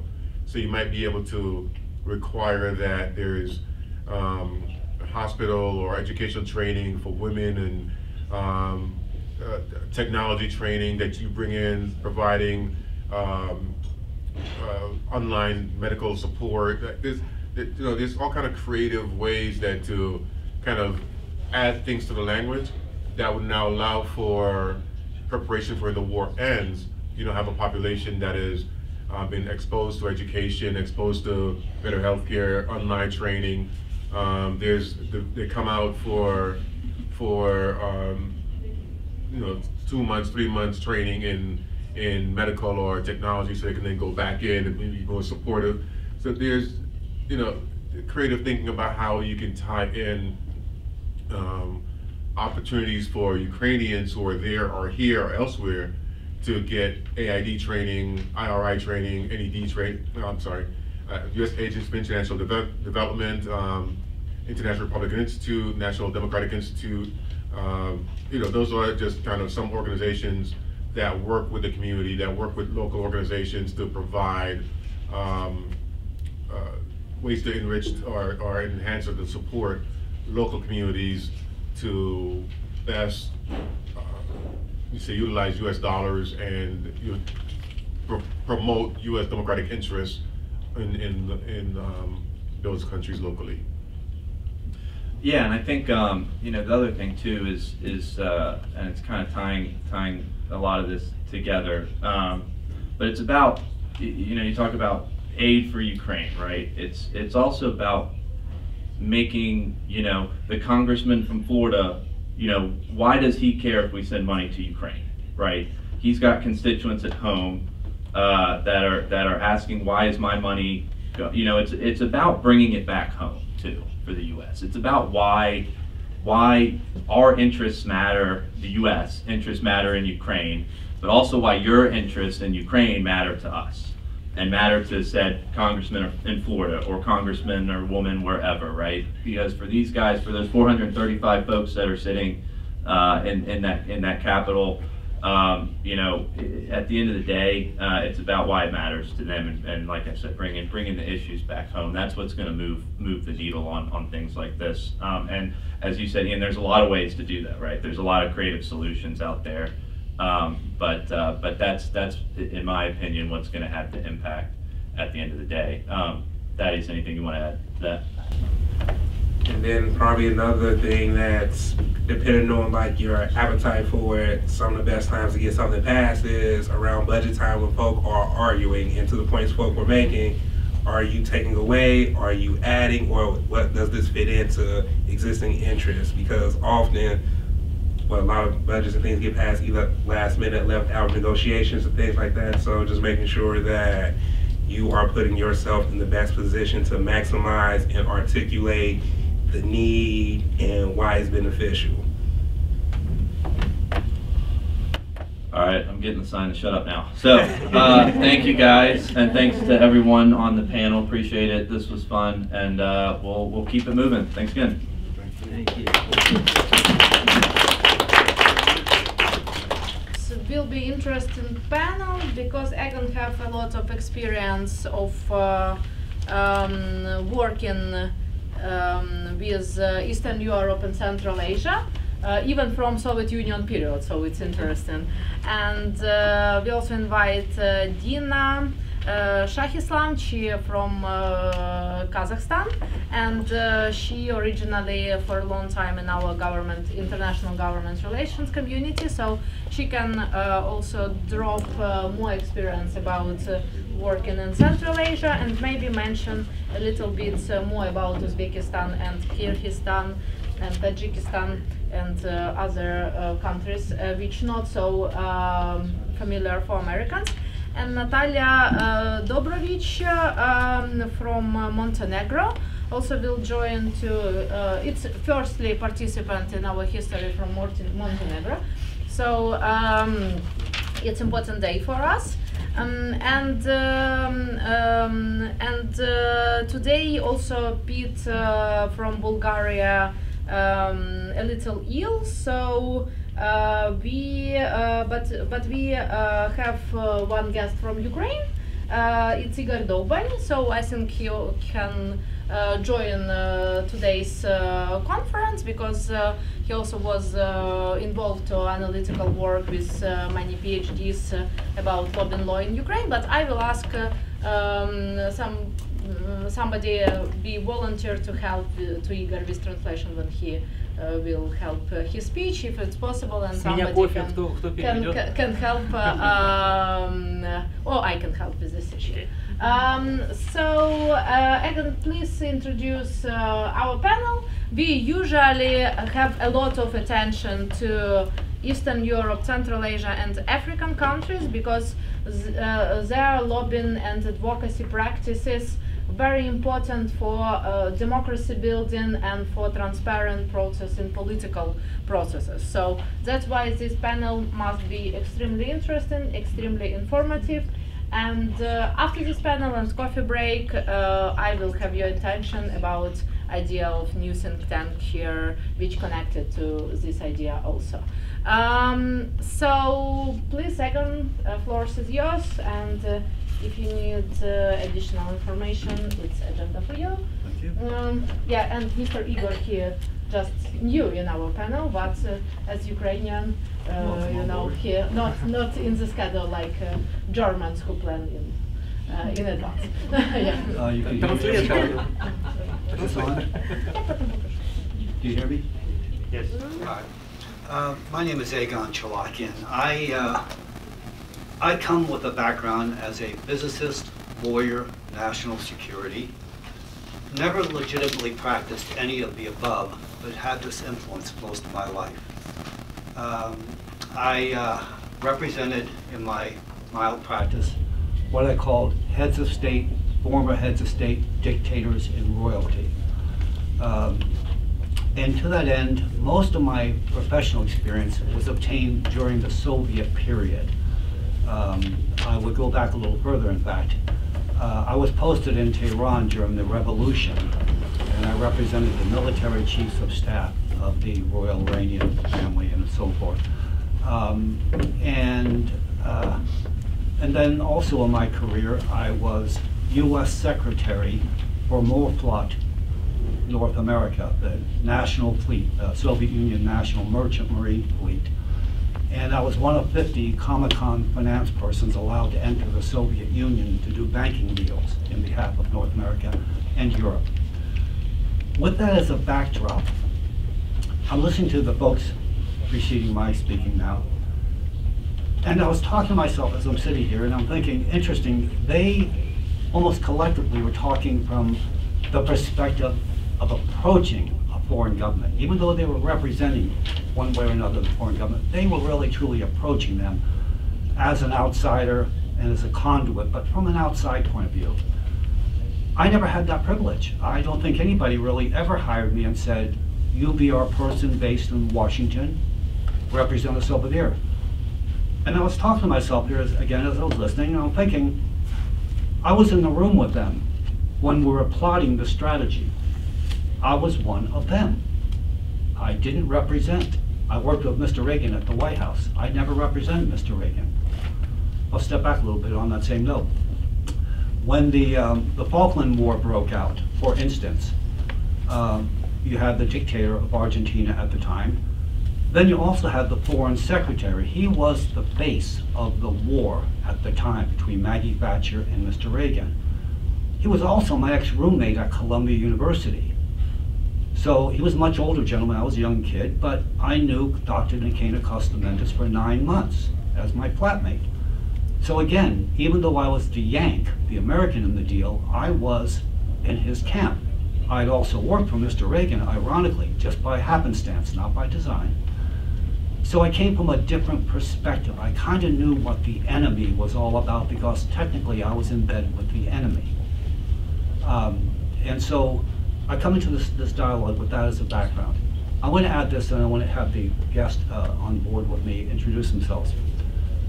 My experience working as a Comic-Con finance person in the former Soviet Union, all the countries comprising the former Soviet Union, was, and we did the biggest deals. I represent the biggest American banks, international banks, pardon me, not just American. So we did the biggest Bank of Foreign Trade, USSR financing ever undertaken to the history to this date. At that point, the Russians, who spoke for everybody, were paranoid about having a bad reputation in the West. They paid their bills on time. They did not want to violate a contract and that was a fearful matter for them, or they would get bad press with the Wall Street Journal, etc. So my role, aside from performing my professional duty, was in fact to sit there and say, if you don't wear that color tie, you're going to offend this person. If you don't get your hair cut this way, don't go in there drinking. Get rid of that before we go in that meeting. And I would beat them up as their parent. And I'm talking, Mr. Putin was a young man at that point. He was part of that club. I went in there and I beat them up so that they would appeal to the Western public. So with that as an introduction, I'm going to have my guests. I'm going to ask, first of all, Dina, if you'd be kind enough to introduce yourself to the folks and let them know your background, what you bring to the table. Hi everyone, my name is Dina Shankislam. Thank you so much, Egan, and thank you so much, Katya, for inviting us. Yes, I also represent Kazakhstan, like Janar. What I wanted to tell you about, you guys, is about lobbying efforts in Kazakhstan. So, as you know, and as Katya said, lobbying in Kazakhstan hasn't been registered yet, and hopefully. We're saying yet, but there have been already 8 attempts to do that since 1996.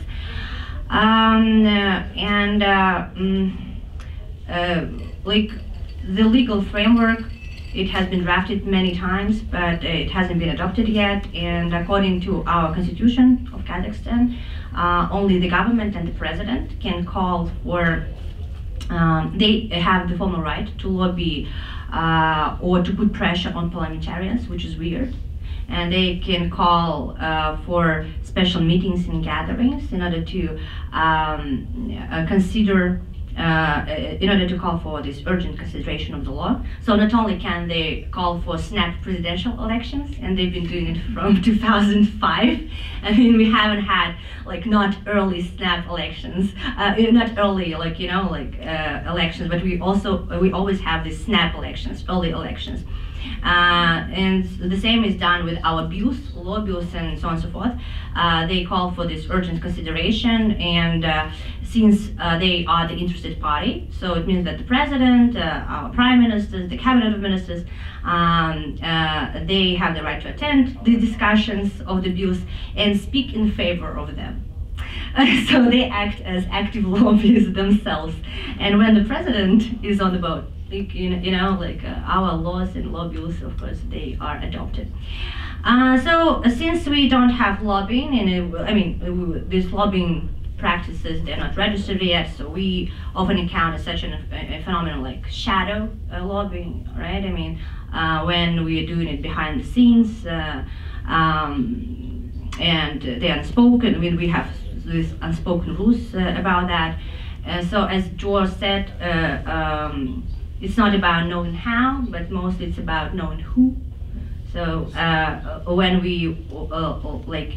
when large corporations want to do that, they just approach certain people, certain members of parliament, a special circle people that can influence decision-making process.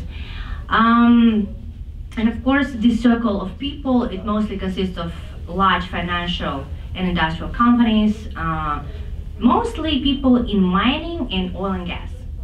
I mean, because only they can afford to lobby certain bills. As Jana was saying today, for instance, small businesses and medium-sized businesses, they're not represented in Kazakhstan. Why? Because they don't have enough resources to approach these certain people. And I think it's not only in Kazakhstan, but also in Kyrgyzstan and Uzbekistan, in all Central Asian countries. As I said earlier, we've had about 8 attempts to legalize and to register lobbying and lobbying efforts in Kazakhstan. It was, we think, right, that it was initiated by oil and gas and mining companies in Kazakhstan. Because the thing is, when they drafted the law, and of course we know that who is the sponsor of this law, right? In Kazakhstan, we don't know. So, I mean, these lobbying laws and law bills, they didn't have an author, so that's why we don't know. But since we saw the drafts, so we saw that they were supporting large businesses in mining and oil and gas, and they have, since they didn't list the name, of course, but and the process was not transparent, and it was obscure. But they wanted, these rules, they included having a large building, having not less than about 10 lawyers and so on and so forth. So all these impossible requirements for lobbyists, and that can only big financial groups afford. So that's why, of course, these laws were not adopted, because there was huge protests among the public. Of course, because the law itself, it was done specifically for oil and gas industry. So this is to sum up about our lobbying efforts, but right now we have a huge hope for things going better in our country, because of course we have these snap elections, parliamentary elections. However, the first time in our history, in the history of our country, independent candidates like Janar, self-nominated, right? They were allowed to participate and to run for elections, and we think that maybe the first step for us to adopt certain laws and to maybe represent certain businesses and certain interests, right, and to lobby certain laws that can better our society, that can contribute to the development of democracy as it is, right? Not shadow lobbying, not like bribery and corruption, not doing behind the scenes stuff, right? And not about knowing who, but actually doing something that will set the rules and show us how to do it in a proper way, more transparent, in a democratic way. So, yes. Thank you very much. I'm going to ask our next guest, please introduce yourself. Please give an idea what you can bring to this table. What is the pattern of practice in your jurisdiction? Thank you again. My name is Natalia Dubrovic. I'm here to speak and represent on Montenegro. And I come with a background in political science and liberal arts. And really what sparked my interest in contributing to the panel was to speak about the situation in Montenegro and to bring that perspective. Уважаемые коллеги, добрый день. Мне очень приятно находиться в вашем обществе. Hi everyone, and I'm so happy. Thank you for having me here today. Я приехал к Кате по приглашению, мы собирались выпить кофе, и в двух словах я рассказал о том, что я защитил докторскую диссертацию по теме коррупции. So we know each other for a long time, and he worked with anti-corruption issues in Ukraine. Not only work, but his PhD work was about anti-corruption policies. И я говорю, я абсолютно никакого отношения не имею к лоббизму. So he's not working as lobbyist or not professional lobbyist. It's important point for today. Но когда мы поговорили чуть-чуть, и я рассказал о том, какой путь мне пришлось пройти, она говорит: внимание, внимание, иди садись, рассказывай, сейчас будет интересно. Yeah, but I insist to take in part of Igor in this panel because it's very interesting to know his experience also as Ukrainian, and yeah.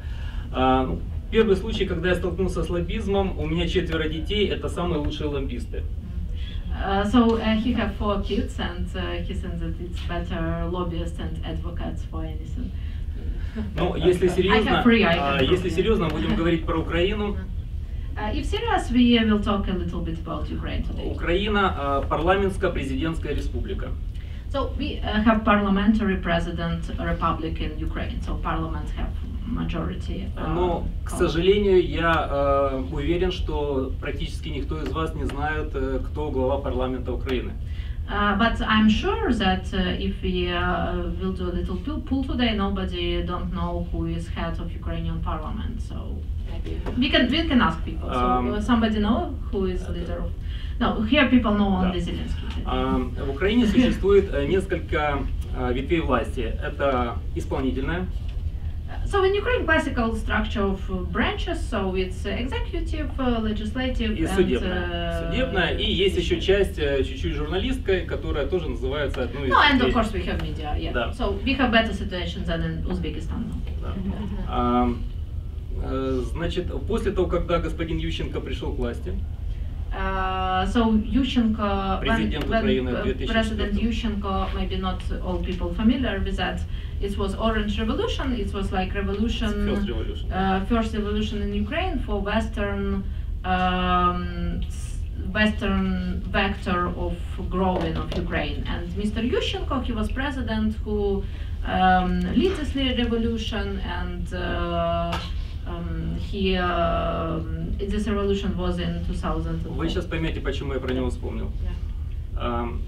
Господин Ющенко согласился с идеей, что ему нужно услышать свое общество, и в каждом из 26 регионов были открыты приемные президента в каждой области. So Yushchenko firstly decided to open like public offices to communicate with voters. В этих офисах люди первый раз в жизни могли увидеть прокурора области, губернатора области и рассказать о своих проблемах. До этого никогда такого не было. And it's firstly when people can see governor, attorney general, and communicate with them. So, but for Americans it's not a surprise, I think. Да. But for us it was very в Украине progressive такого practice, никогда yes. не было. И это был первый случай, когда информация шла напрямую к президенту, минуя его аппарат и губернаторов.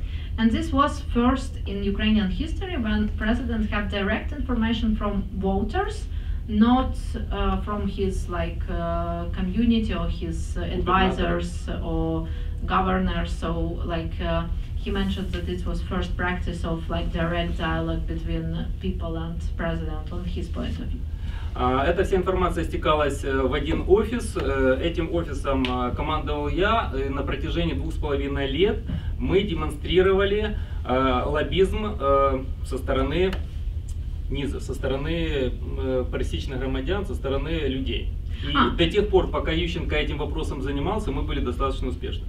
And he leads this office of direct dialogue, and he thinks that this was direct example of public advocacy and advocacy of not business interest but public interest, which works for several years when Yushchenko was in power.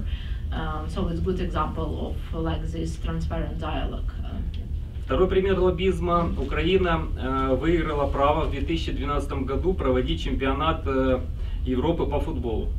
And second good example, it's example of international, no, he said international lobbying. It's our fighting for rule to get soccer championship of 12. Yeah, and we do it more transparent than Qatar, yes? Maybe. Maybe. И в 2007 году, когда Украина уже выиграла это право, у нас оставалось практически 4 года, чтобы страну подготовить к проведению этого чемпионата. But interesting that when we get this rule in transparent way, we have only 4 years to prepare this championship. Наши украинские законы были абсолютно не похожи на законы европейские, по которым всегда проходили соответствующие чемпионаты, начиная с систем безопасности, начиная с систем принятия решений, начиная с систем финансовых элементов. And it's very interesting example because it's about changing regulatory policy. Because regulatory policy of European countries which hold the same sport championship was totally different between Ukrainian regulatory policy. And as I understand, they work on. И вы работали над. Был создан центральный орган исполнительной власти, министерство, основной задачей которой была поломать систему и синхронизировать европейский международный опыт к опыту Украины, к законодательству Украины. Тобто департамент якийсь? Не, ЦОВ. ЦОВ, министерство. Центральный орган исполнительной власти, не департамент. So it was created as regulatory solution was created some. It's not department, but it's как министерство. Like new ministries. It's called Central Executive Office. It's like government structure who work on this synchronization, and is also one more example, not about lobbying from business, but also about G2G lobbying, like government to government lobbying. And this is very interesting point because we not often talk about G2G lobbying, government to government lobbying. И я почему привел два абсолютно разных примера. So I get this two advocacy or G2G example to you because of. Их объединяет единственное. К сожалению, в Украине хорошо лоббируются вопросы до тех пор, пока первое лицо государства заинтересовано в этом. And my main point is these two examples only in one issue about lobbying in Ukraine and Eastern Europe. That it works till first person in country interested in that. То есть должна совпасть политическая воля. Должна совпасть политическая воля и должны быть хорошие юристы, которые упакуют эту политическую волю в правовое поле. So his example that in like Eastern Europe, it's important to have political will and people who able to very good regulatory policy for this will, because if it's only one, it don't work, and maybe it will be true for other countries. Как только заканчивается политическая воля, какой бы юрист хороший не был, у него никогда ничего не получится. But if we haven't political will for anything, even it's advocacy or lobbying, it's even the best lawyers in our country can't push it to be done. And yeah, and he sees a big difference in practices here. И, соответственно, когда нет таких больших политических заказов, существует очень много разных небольших, маленьких заказов от тех или иных корпораций, которые успешно лоббируются в нашем парламенте. And unfortunately, if we haven't like big, this big, no, he said like society asking about that. Like corporations and big corporations, it's in Ukraine called oligarchs. I think that in other countries the same. They push their direct points without transparent lobbying, but in hidden way. And it's which we mentioned today as one of the big problems. И, к сожалению, с чего я начал, когда я изучал все примеры лоббизма, они пересекаются с, в том числе с нарушением Уголовного кодекса, о чем я узнал, написав соответствующую диссертацию. And of course, like it's a criminal case if this work doing under the table and in the way like of direct impact of no, it's not corporations like oligarchs, and he work on that in his PhD. But I'm asked to be more shortly because we have lunch. Я сейчас, да.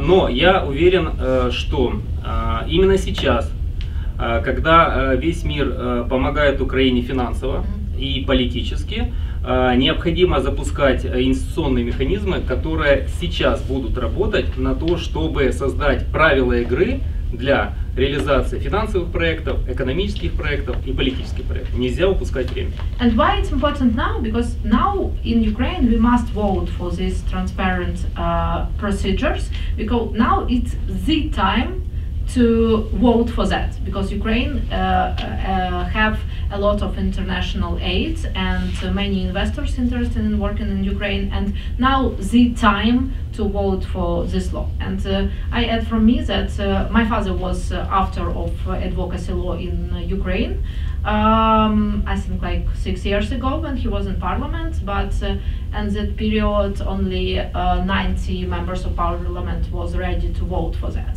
And mostly administration of presidents don't want to be transparent in that period of time. And that's why we have some work on that in our country, but still it's just discussion. Thank you. Я благодарен Катерине как раз за то, что она этой работой занимается. And thanks to me. Yeah, thank you for your point. It's very interesting. And please, yeah, final quotes, because we have little lunch now, and it's very hard to be my guest on the right, I want to pick you first. Be kind enough to advise our audience. What is the face in North America of the lobbying activities taking place in your country between North America and Montenegro? Is there a central point? Is there a face? No, there isn't. What movement might be underway to establish this conduit? There isn't one, but I think there is definitely space to start now.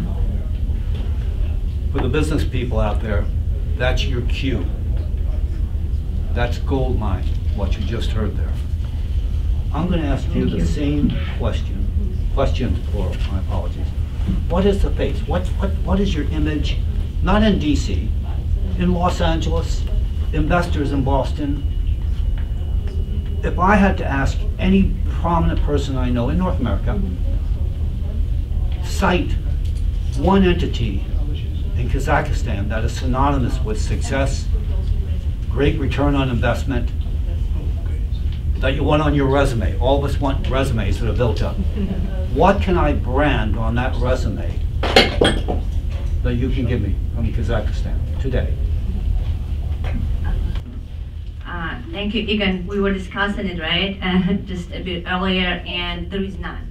I mean, what is the face of Kazakhstan, right? I mean, and we were discussing this question, and there is none, unfortunately. And beside that, we had Nazarbayev for 30 years, right? I mean, our first president. And we have still these old political elites. And right now we have new political elites led by Tokayev.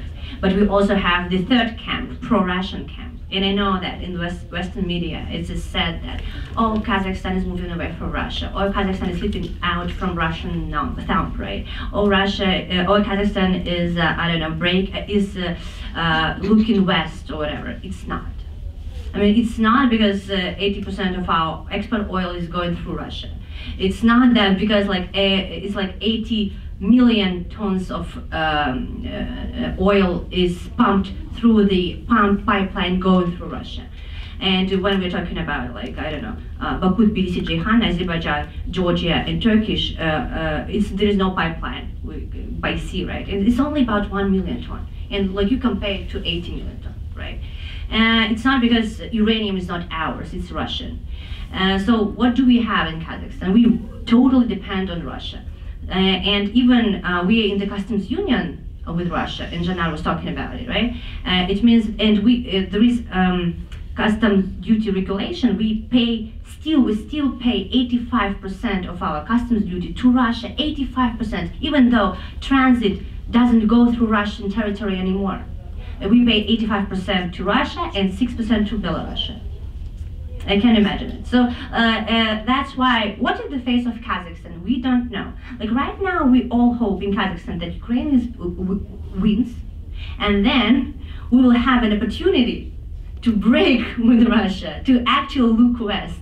And there are three camps: old political elites, new political elites, and pro-Russian camp, which is now based in Kazakhstan because of sanctions. Right now, they moved from Russia to Kazakhstan, and Kazakhstan has accepted it.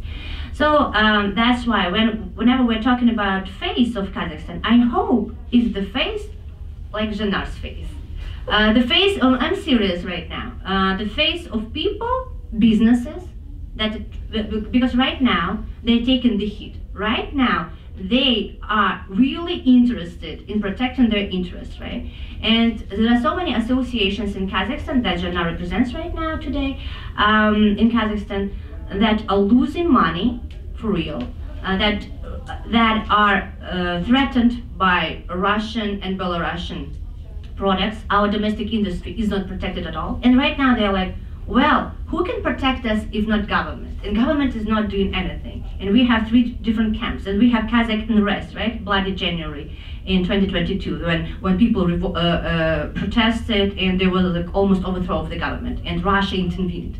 So like right now, businesses are like on their own, and that's why we are trying to register lobbying in Kazakhstan, because like businesses have to be protected if government isn't doing it. So we gotta do it. And I hope this is gonna be the new face of Kazakhstan. Businesses like trying to make their case and being protected and doing it in a transparent and systemic way. But like so far, no face at all. Even, yeah. Because like the situation is very tricky in Kazakhstan. We have a gold mine. We're talking the former Yugoslavia, Central Asia, Ukraine.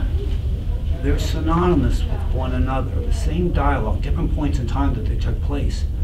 The opportunities are immense.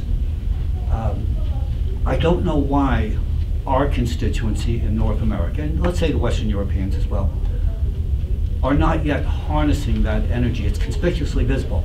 Case in point, if any one of us in this room wanted to go out today and do a quick article, I don't mean an academic article, I mean stuff that gets inserted in the Wall Street Journal, on the web, same day stuff, op-eds, character of that nature. And we picked any one of these subjects, you have an audience immediately available that would want to consume the subject. 1 year ago, we would not have had that audience. Nobody would have cared. Now they care intensely. Lobbyists are capable of filling that. That's the role they should fill, and they're there. And the audience is rich right now. They're waiting for people. Somebody's looking for a messiah right now. And whoever wants to grab that little baton is going to win that marathon. Trust me, it's open for anybody. I laugh that Wall Street Journal often, when they hurt, they come to people like me and say, please do a quick story. Give us some of your background. We're looking, they need content. That's their way of saying we're starving for people to pitch in and get involved. Speaking engagements at the better universities are looking for people like us with this background. There's no conduit to plug them in. The demand is there, and the product is in beautiful. It's in Showcase Vogue. It's center stage right this very second. So, if you garner nothing else from having me on the stage, these wonderful people who come this distance to pitch in and tell their story, take that home. You can build a firm based on that. You can start at home with your computer and just start doing little quickie op-eds or little quickie insertion articles. There's a market for them real quick out there right now. And so I identify that as just an absolute, not gold mine, it's a platinum mine.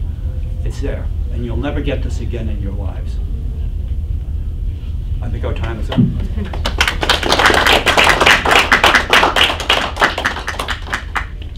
This work on Polita.org.ua, and now when we come to United States because of war, we also start to do a lot of projects here. And like all this year, we do many online analytical events, like events on Russian disinformation campaign, like events of connecting volunteers and non-profits on our platform to do more impact on humanitarian issues.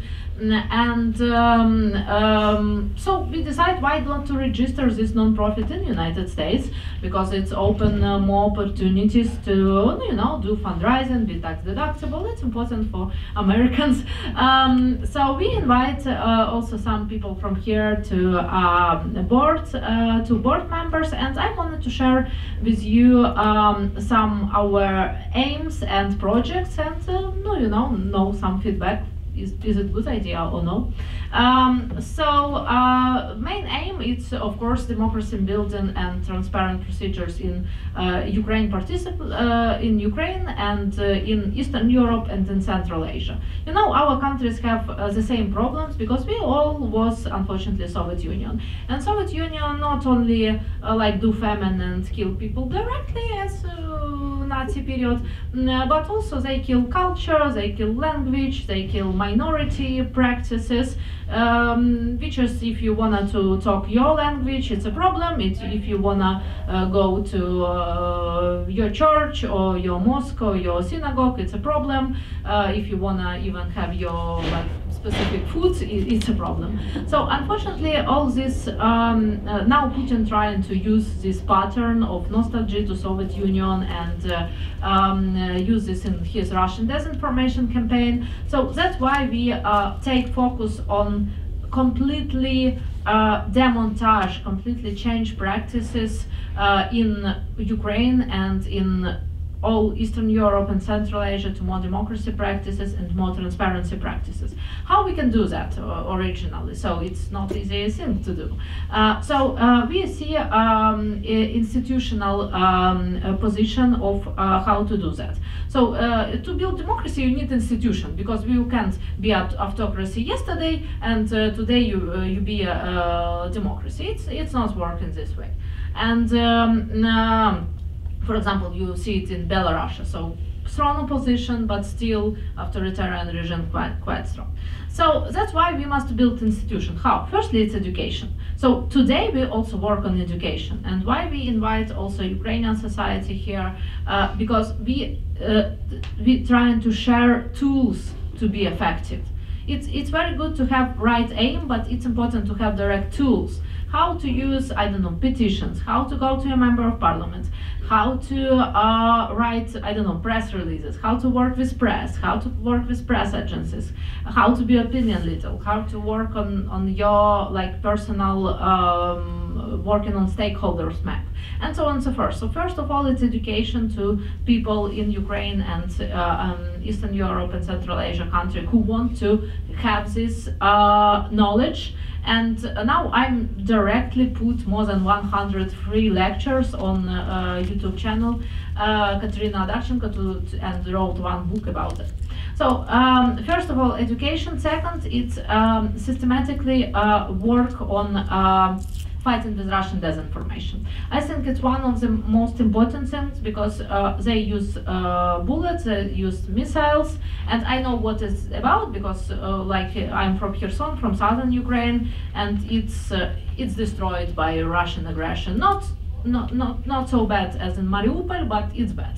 So even missile was like shot at our own house last year. You see it's true, and our office. So I directly understand what is it about. Not from news, not from, but directly what is it about. So that's why it's very important to fight not only for like more weapons, more international support, but also again their ideas, because their ideas, as we will talk today, it's the same ideas as nowadays authoritarian regime in Iran have. North Korea and other Putin's coalition, they have Eritrea and other very developed countries which are now in coalition with Putin. So firstly, analytical work about disinformation and then fighting with disinformation, it's good work for team who work in communications, and we have this team originally from, now it's people who go from Belarus and work on that. In Europe, of course, it's Ukrainian people, it's people also from Kazakhstan, from Kyrgyzstan who work on that. So firstly education, second it's like working on fighting with that disinformation. Third, projects which we concentrate in United States, it's projects on creating platform between Western countries and our country. So it's platform about cooperation, about understanding each other, about cooperation on non-profits, even for the, creating solution for I don't know, reaction to humanitarian crisis in Kherson, and it works. Thank you to many people who work like Nadia, who react and send many humanitarian aids to Kherson refugees. So it really works, and also as a platform for business cooperation, because now you can't like rebuild country without cooperation B2B, like business to business, and creating projects, creating models. And now it's not there. We have a not direct model about economy growth, and it can be economy growth only on Ukraine. It must be regional economy growth, because Ukraine can grow without Moldova, without cooperation with Balkan countries and all Europe. So it's regional question. That's why it's important to be this base and platform for cooperation. And also, if we are talking on the last issue, it's just communication platform for advocacy. So we today were talking about what is lobbying and what is advocacy, and Bibi Scandal, you saw him today, worked more than 8 months for Russia as state sponsor of terrorism bill and lawsuits against Russia to take direct funds and money to victims. It's not the easy thing, because even cases which was started through Saudi Arabia on 9/11, and it's not easy thing. But we're still working on, and we believe that maybe not in this way, maybe not in this bill which we have previously, but it had to be done. And that's why this advocacy work and advocacy work not only of honorable people from diaspora who really do great job, but also for people who now come to, because I'm not diaspora, I just come because of war and because like agent of FSB work in my office, and it's a scary thing when you have 3 children. But it's very important to cooperate diaspora and originally Ukrainians who want to come back and who want to work with Ukraine.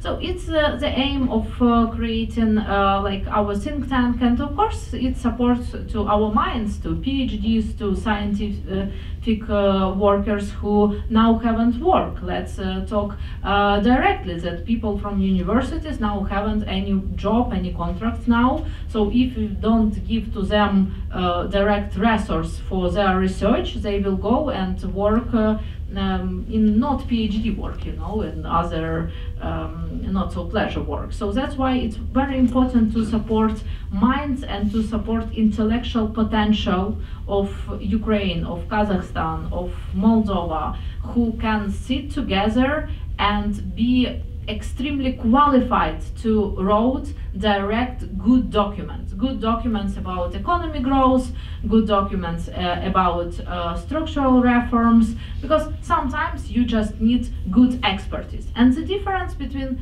Eastern European countries and United States that we haven't this strong institution, and let's be open, we not so respect this intellectual work. So we don't so respect people who PhDs, who scientific work, who work in analytical centers and so on and so forth. And we must change it, and now we have opportunity to change it. So please, if you have time, look through our presentation, and we will be happy to, have some advice how we must cooperate here, advice about fundraising. Maybe you can also advise some people additional to our board of directors, and we also wrote a plan for the next year, and we originally on this year have quite successful work on examples of Russian disinformation, and also start series of discussion with Ukrainian top economists about economic growth of Ukraine.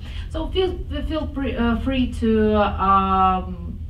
to help us in this aim. I think that it's good aim which will have huge impact for democracy development in the region. So I will finish my short presentation in this point. Thank you so much for your attention to this issue, and we will moving forward to our next panel discussion.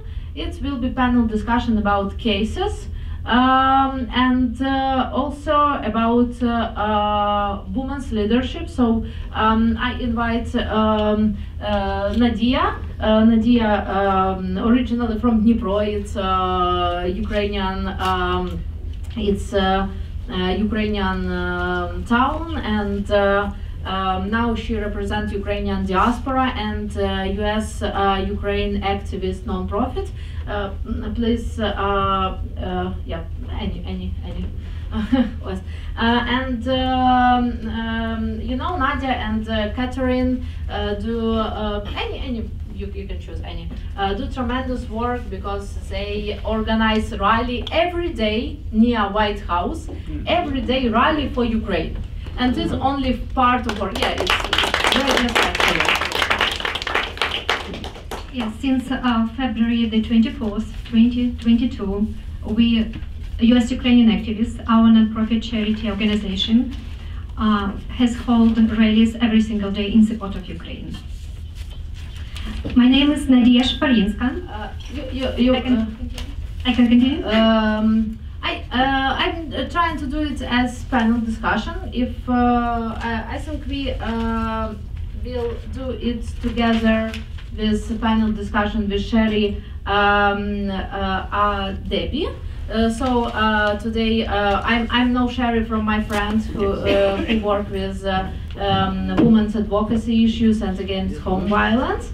And today I explore that she originally from Iran. So it's very respectful work to come from country from directly other culture, because like Ukrainian culture also direct other culture, and to be so successful as Sherry. So thank you for joining us. And Dr. Sophie Saidi also joined us to this panel. So she PhD, and she member of Foreign Affairs Committee, National Council of Resistance of Iran. She also do a lot of scientific work on this issue. So we will talk today about cases on Ukrainian advocacy and about cases of women leadership advocacy, and maybe we will add a little more issues, and we invite one more speaker. It's Mark Plavetic. Plavetic, yes. I'm sorry. You can spell Odorchenko also in wrong way. So. I think that Odorchenko it's too hard, and yes, and Mrs. Natalia also will join us. Yes, or do you want to join also to some comments? Yeah, sure. Yes. Yes, you can join on my place. Yeah, I think that it will be more dynamic. Yeah. So like professor here. So I will give first point to Nadia, so she will represent her practice, and then we will move forward to practice from all these countries and have some active discussion. Yeah, so Nadia, please represent your practice of advocacy of Ukraine and how you succeed in that.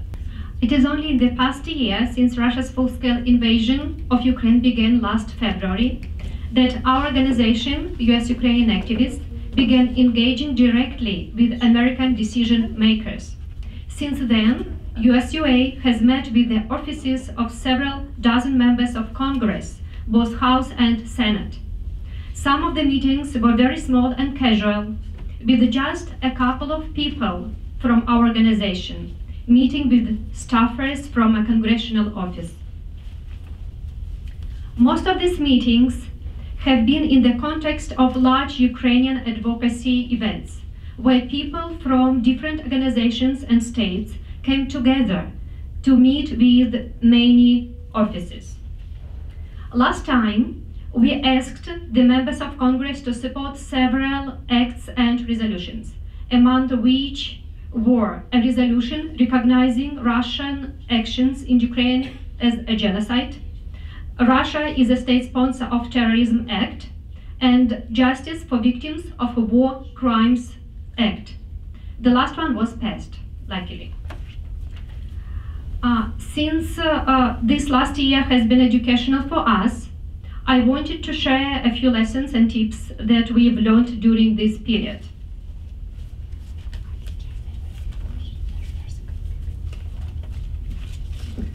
It is easier than people think to access our representatives, especially here in Washington, D.C. Sometimes only a few phone calls from constituents can change a vote. One constituent is often enough to get you a meeting with the congressional office. The office likely won't care about an internet petition with 1 million signatures. Those people could be from anywhere. But bring their voters in to speak with them, and they will pay attention. One thing that makes staffers sit up and take notes in meetings is when we say, we aren't lobbyists, we are new at talking with Congress, and we aren't being paid to be here. We are here because this issue is critically important to us. Of course, not everyone here has the luxury of being unpaid volunteers like we are. Even if you are paid lobbyists, you can seek out community supporters to back you up and demonstrate that you are talking about an issue that people care about in their district.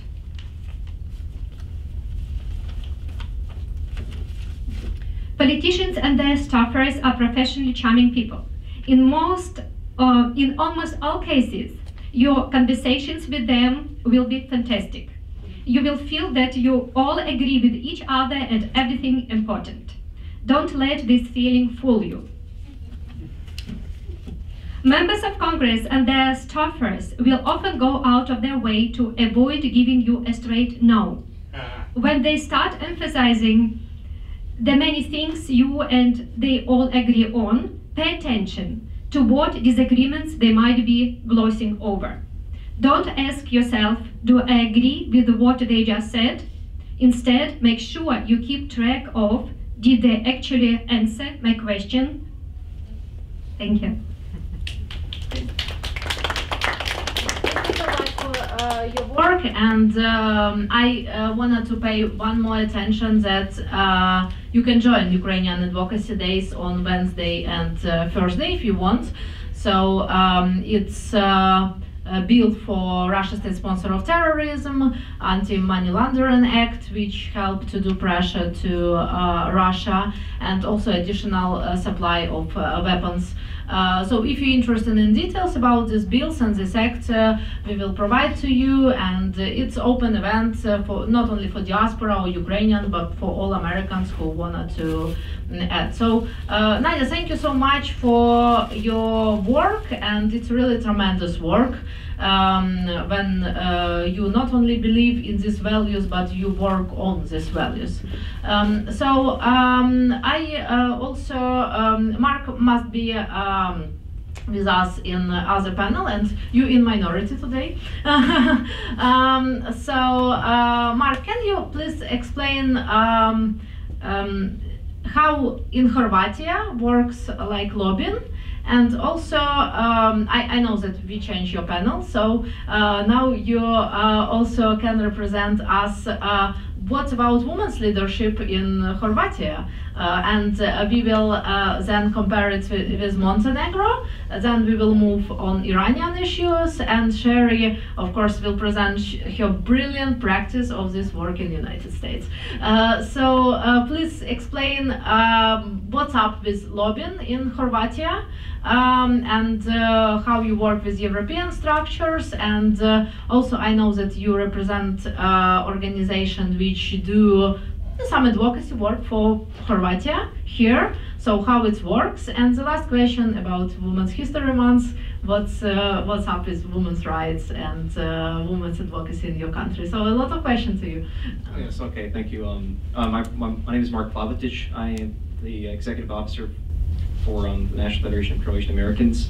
I actually do a lot of advocacy work for the organization sponsoring public relations efforts in order to strengthen Croatian and U.S. relationship building in terms of energy and also in terms of business and integration.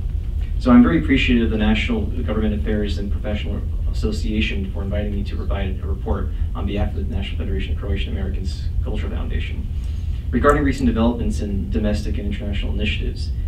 NFCA is a nonprofit organization dedicated in philanthropic, cultural, policy building initiatives to maintain close democratic relations between the United States and the Republic of Croatia. And it's an honor to share the government relations initiatives with the IGAPA to share some of the advocacy policies that NFCA supports as a token to sustain security and sustainability in Southeastern Europe. I'd like to applaud the amazing support and work that both NFCA and the Association of Croatian American Professionals have achieved in advancing signing the Avoidance of Double Taxation Treaty. On December 7th, U.S. Undersecretary of State for Economic Growth, Energy, and Environment, Jose W. Fernandez, and Croatian Minister of Finance, Marko Primorac, signed a treaty that will protect both American and Croatian taxpayers from double taxation policies set between the two nations that affects both individuals and countries, encouraging economic cooperation and bolster private sectors to operate both in the United States and Croatia, thus supporting job growth and engagements in U.S. markets. The treaty is currently in the U.S. Senate Foreign Affairs Committee for deliberation and is in need of approval by a 2/3 majority from the Senate. So currently NFCA is working on a strategy to address the policies and obstructions that include tax evasion and information sharing between two nations, including with the majority leader in the committee. And this actually remains in active communication with the Croatian ambassador to the United States, Pierre Simonovic, and all U.S. actors involved in double taxation treaty ratification.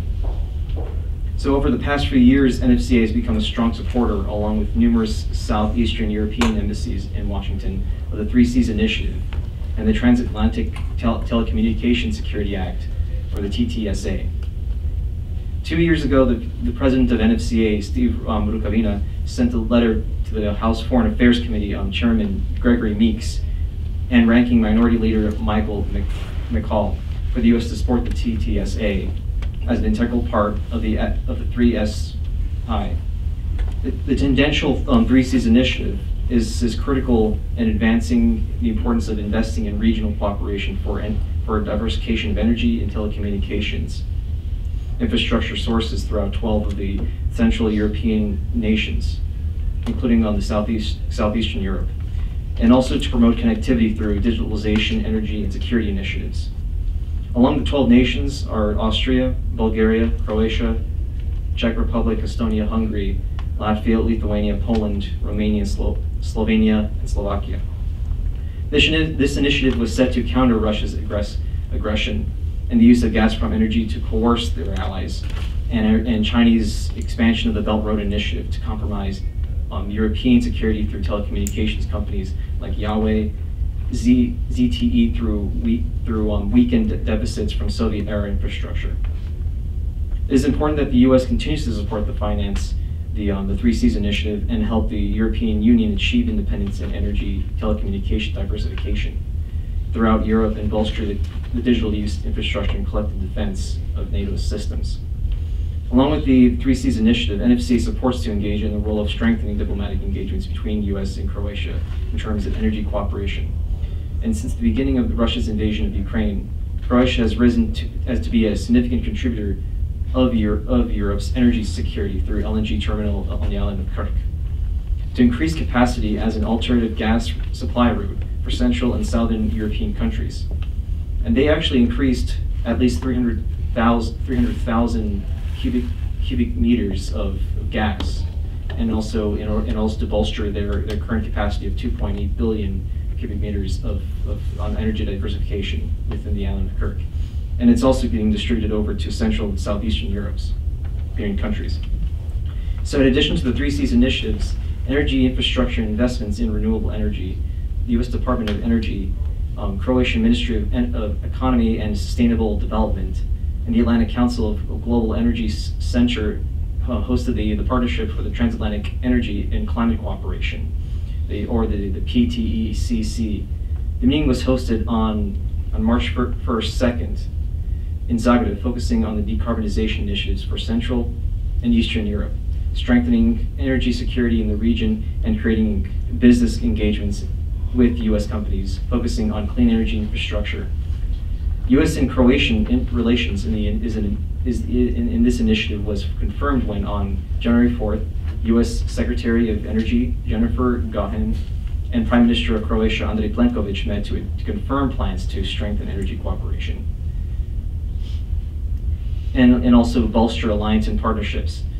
And the PTTCC is a multilateral initiative comprising of 24 Central and East European countries focusing on energy infrastructure, connectivity, and security, while also combating the risks and dangers of acceleration of climate change. NFCA will maintain close support for the PTECC, along with policies that will help fulfill the goals of the 3Cs initiative. NFCA also remains committed to its core cooperation with the Congressional Croatian Caucus in the U.S. Congress. With 25 members, it remains one of the largest officially registered foreign policy-oriented caucuses in the U.S. Capitol. Along with the lines, the members are Representatives David Joyce of Ohio and Congresswoman Natalia Berrigan, who remain our caucus co-chairs, and legislative assistants Will Mascaro and Remy Goya.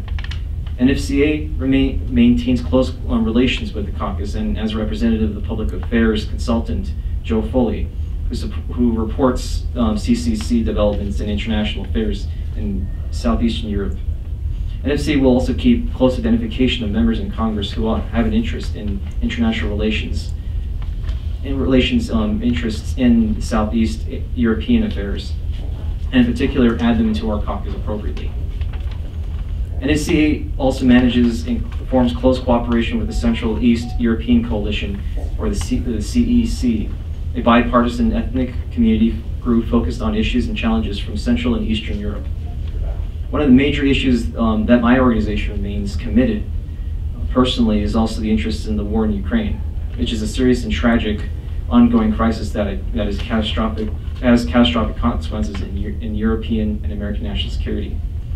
On February 24th, in commemoration of 1 year of Russia's invasion of Ukraine, NFCA and executive officers, along with myself, all voted unanimously to support the CEEC statement for U.S. and its allies to remain diligent to act and swiftly to address challenges in humanitarian security assistance in Ukraine and support sanctions against Russia. And with an ardent support for Ukraine, my president and I will attend the Ukrainian Days Advocacy event in Capitol Hill on March 8th and 9th, marking our third event in the organization in Russia as a state sponsor of terrorism.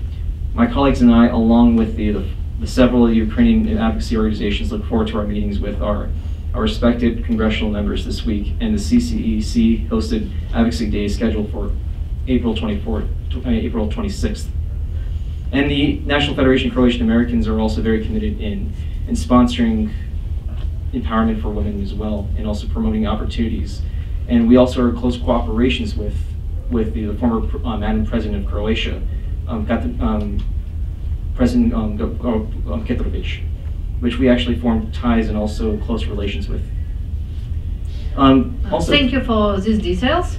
Because we must move in a little dynamic. So it's very interesting to know Mark's practice, so how they choose direct members of Congress whom they work on, because it's also very interesting from his speech that they focus on some direct caucuses, because sometimes people who trying to advocate, I don't know, like women's rights or human rights, who not professional, they trying to work with all people. So it's very good example how to concentrate. And Nadia also know that with Ukraine it's a little easier because you can find sponsors or direct committees or caucus which support for Ukraine. But it's also very important to be focused when you work on this issue. We will come back to your practice, but I wanted to ask also Natalia, how in Montenegro looks like women's advocacy, because in some countries it's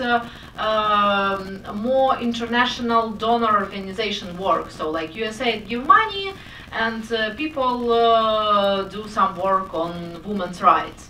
So or sometimes it's grassroots campaign when, I don't know, if somebody was affected by home violence, then organize movement and organize some important legislation about that. So how it looks like in Montenegro, and do you have problems with some discrimination, because in Ukraine it still exists, like that woman must do soup at home and paternalistic society. But please shortly about that. I'll briefly share. Yes, in Montenegro there is in the last, I would say, 10 years, so since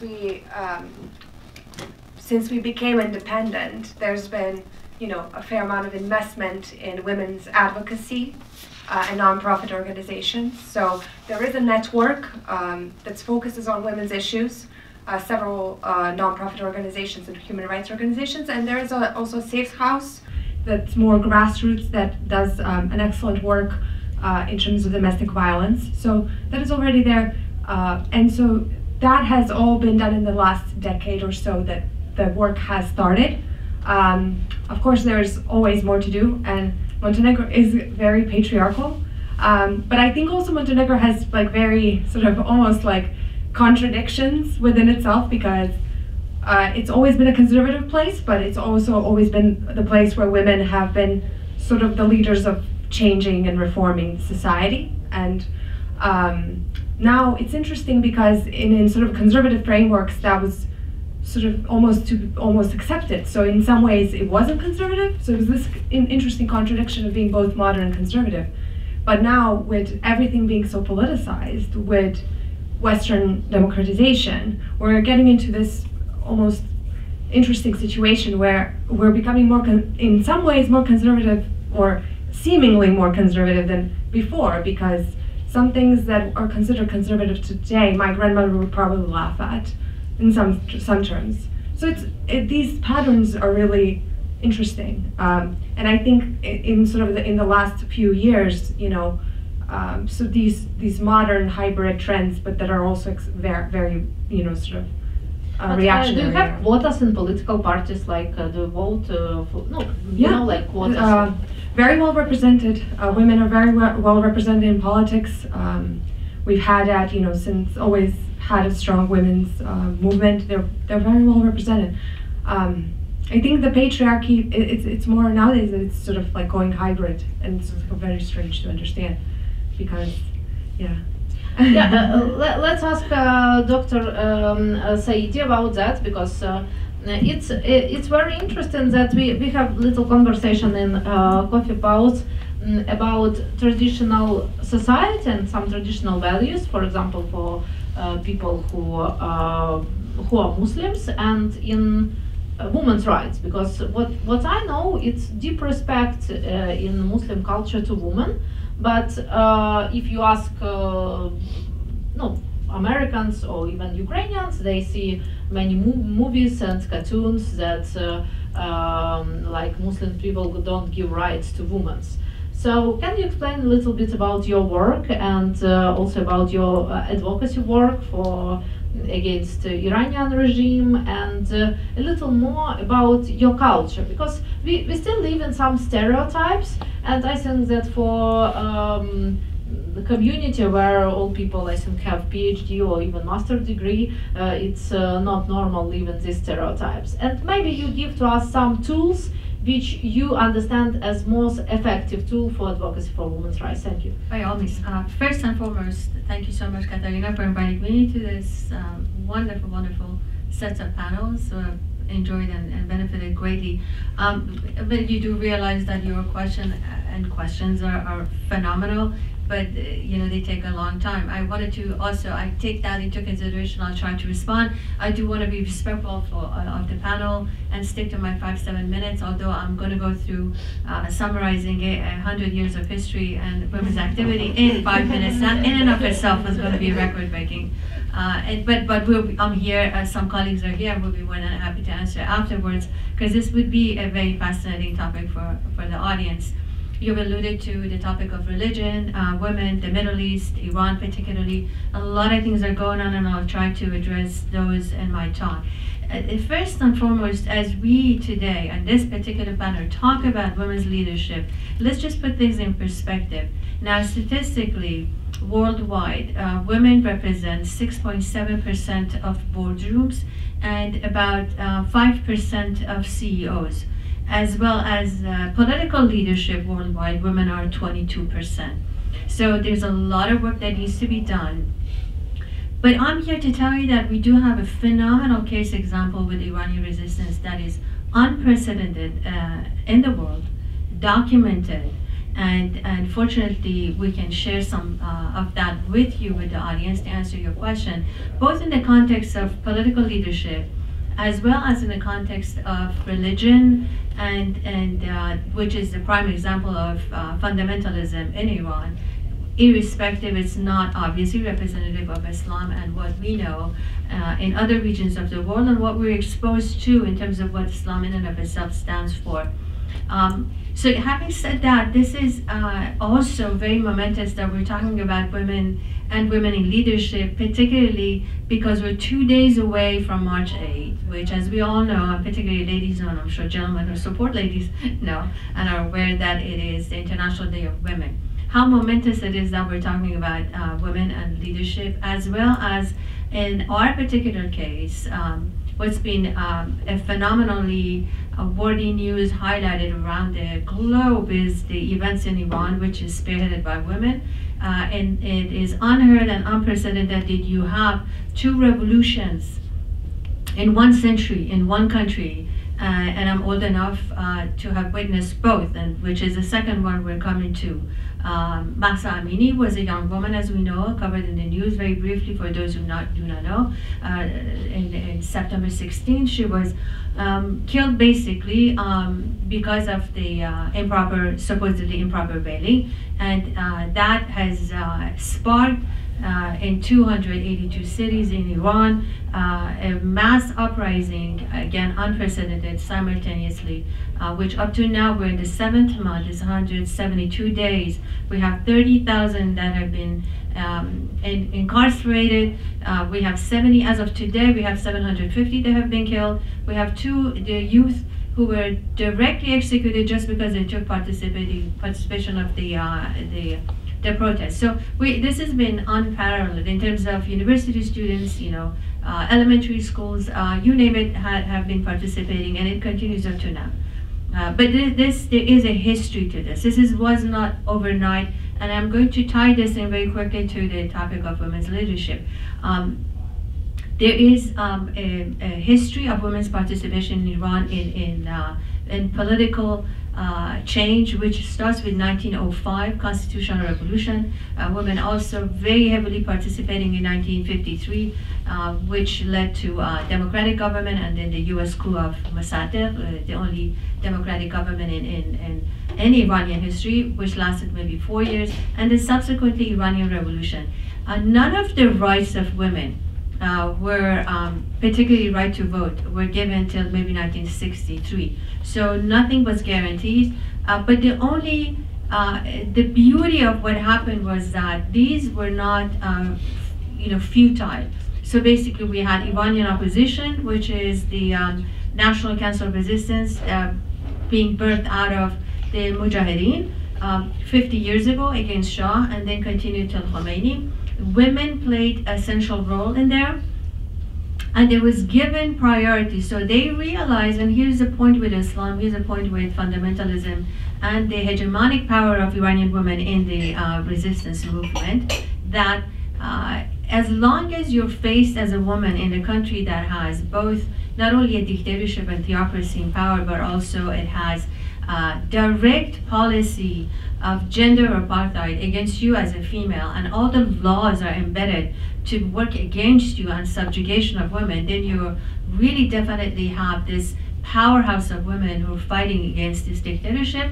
And this organization, which is the Iranian Resistance Movement, Mujahideen, dedicated in 1995 to have a woman elected as a leader of the organization, continuing up to now. And again, very quickly summarizing, we have the policy of hegemony of women was established, because here's the point of where we're at with worldwide leadership. Unless you provide and you guarantee women's hegemonic power of representation, political representation, you will not have gender equality. And these are really speaking directly to the statistics that I just quoted at the beginning of my talk. So that is where the truth lies. This organization has been committed.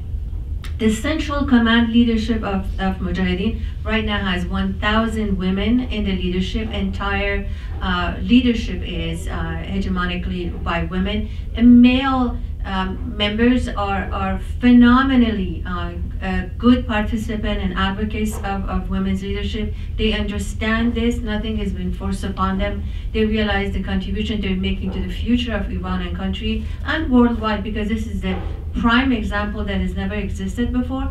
National Council of Resistance established in '81, and I've been in National Council of Resistance since 25 years ago. The main opposition organization to the Iranian government, the strongest and most widespread, with 25 member committees within the National Council of Resistance. Again, I'm one of the majority females of the National Council of Resistance, and Mrs. Maryam Rajavi, who is also the president-elect of the National Council of Resistance, obviously a female with 50 years of history of struggling against Shah and the dictatorship of monarchy, and also now. So we have abundance of experience to offer worldwide. This has been put into practice for 8 years now. So there's nothing about this that is symbolic. There's nothing about it that has not been experienced, and they can definitely, and they'll be more than happy to share with any government. So can you imagine that we have this revolution that's coming up and prospering? Women are going to be the main representatives in political power, and that is unheard of in Middle East. And when we talk about Katarina, Islam, So this is the best representation of a religion, and because, well, one of the main organizations of NCR, Mujahideen, who has been the impetus for this positive discrimination and supporting women in the struggle is an Islamic organization, because they're not fundamentalists, and we're very happy that they exist, because now the world can see what is the theocracy representing the Iranian government, what is the women's actual dedication to Islam in this face of this organization. Of course, we believe in pluralism. Let me quickly also, because I started this, and wrap up by saying, what are they asking for now? Because there's a tie to Ukraine, and I want to make sure to also point that out. So the main thing is the ask of the opposition government is now to stop supporting the Iranian government and having a nuclear deal with the government that has no representation for the people. That should be stopped right now. You should expel all of their diplomats from worldwide embassies that they have. Closed the embassies. They're not representing Iranian people. You should prosecute all of these so-called folks who have visas coming going, and officials that are responsible for mass murders historically, and also really the Revolutionary Guards Corps, which is right now tied to Ukraine, providing all the drones, taking up 80% of the Iranians' wealth, basically creating war in the Middle East with the different military groups that they have running around. They should be put on their list of terrorist organizations in Europe, most significantly worldwide. And the last thing that I want to mention, and I apologize to the panel for taking it this long, but related to everyone else who is interested in Ukraine here, obviously, there is a $1 billion contract that is being pursued and actually put in practice soon, apparently, between the Revolutionary Guards Corps from Iran as well as the the Russian government. They're not really hiding that. That is to build actually the factory to build the drones. Already 100 drones, several hundred drones have been sold to Russia and have been used for destruction, massive destruction of life and property in Ukraine, which is absolutely abhorrent. But there's nothing being done about that because there is an alliance between Russia and the Revolutionary Guards Corps and the dictatorship in Iran. And very soon, also in October, according to the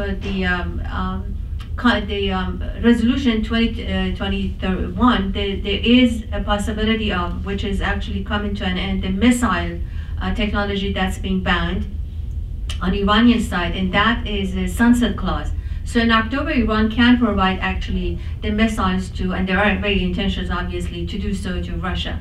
So if you have a new government in Iran, that's how you come with a new policy, if not sooner. Thank you so much for the time, and I apologize for running a little bit too long. Thank you so much for this overview. We're here to understand, and thank you for your work, because it's not easy to work against religion. We hope that Russian people will take your example and will do something with it. We must teach them also. Thank you so much, and I wanted to pass stage to Sherry, and her experience extremely interesting, because in their work as business, they directly do advocating for women's rights. It's very interesting, so please share your case to community, and today we have plenty examples, plenty tools, and I think that many people who, advocating also their own businesses or their corporations can take your example how you can do business and do advocacy in one more time. Thank you. Thank you so much for the opportunity to be here. I'm really just humbled to be, in the company of all these people doing so many important things. My role's a bit more social, but still has a voice. So I operate a couple of hotels in the city.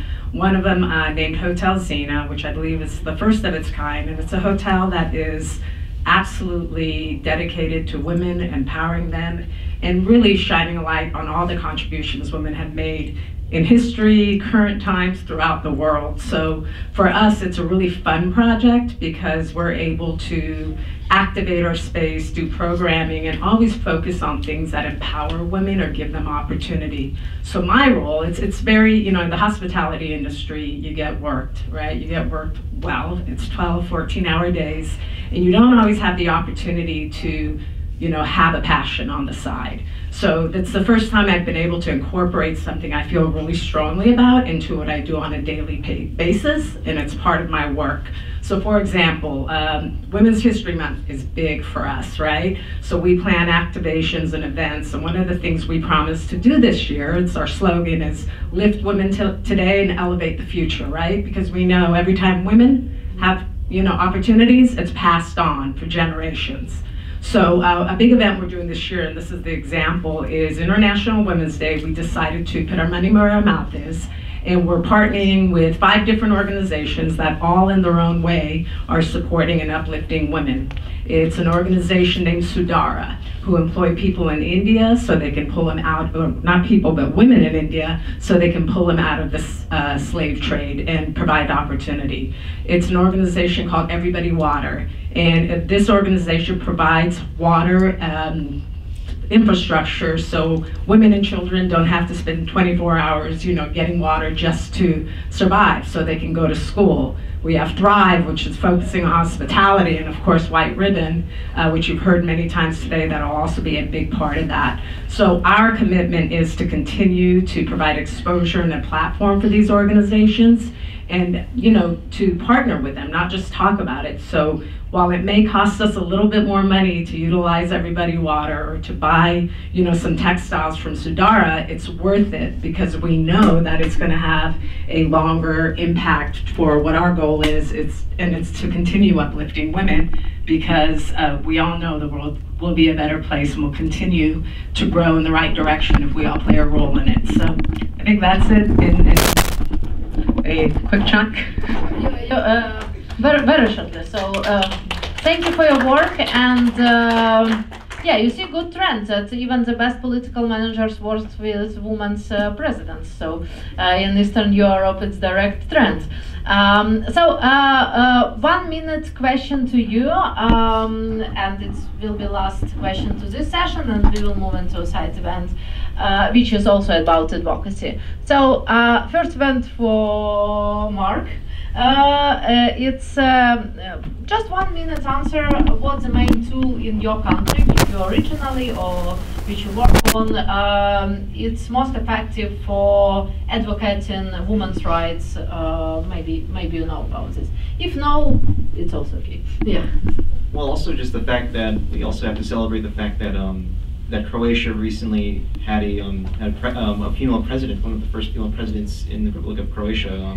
President Kolanda Kitarovic, and she's actually served on HDZ party lines, and actually there's been a lot of encouragement since her administration. There's been a lot of encouragement and stability within promoting gender equality, especially in a nation that's just riddled with a lot of inequality issues in the past few years. Croatia currently marks as 55.3 out of 100 in the scale of female inequality, and the fact that there's so much improvements that actually we have to acknowledge that we actually have at least 30% in the Croatian parliament, and who are currently women, and at least 53 out of 151 seats in the parliamentary are actually women. And it's really something that we have to acknowledge and celebrate, the fact that there's so much progress going on. Though I wouldn't say complete progress, but there is definitely some work to be done, because there's currently a situation where there's a lot of sexual harassment, and actually a lot of situations where women are being treated unfairly. At least there were at least 47% cases where there was actually women who actually experienced cases where they've been treated inappropriately or experienced sexual harassment. So that is definitely a situation that NFCA is currently very looking forward to working with, including with the former president Kitarovic, who's actually a huge supporter and also partner for NFCA, and also all of our initiatives. Thank you so much. A woman as a president, it's a strong argument. Yeah, you know. So Sherry, your point. What you think here in the United States, which is have quite success in this issue, more good tool to advocating for women. So what's the best tools? It's yeah.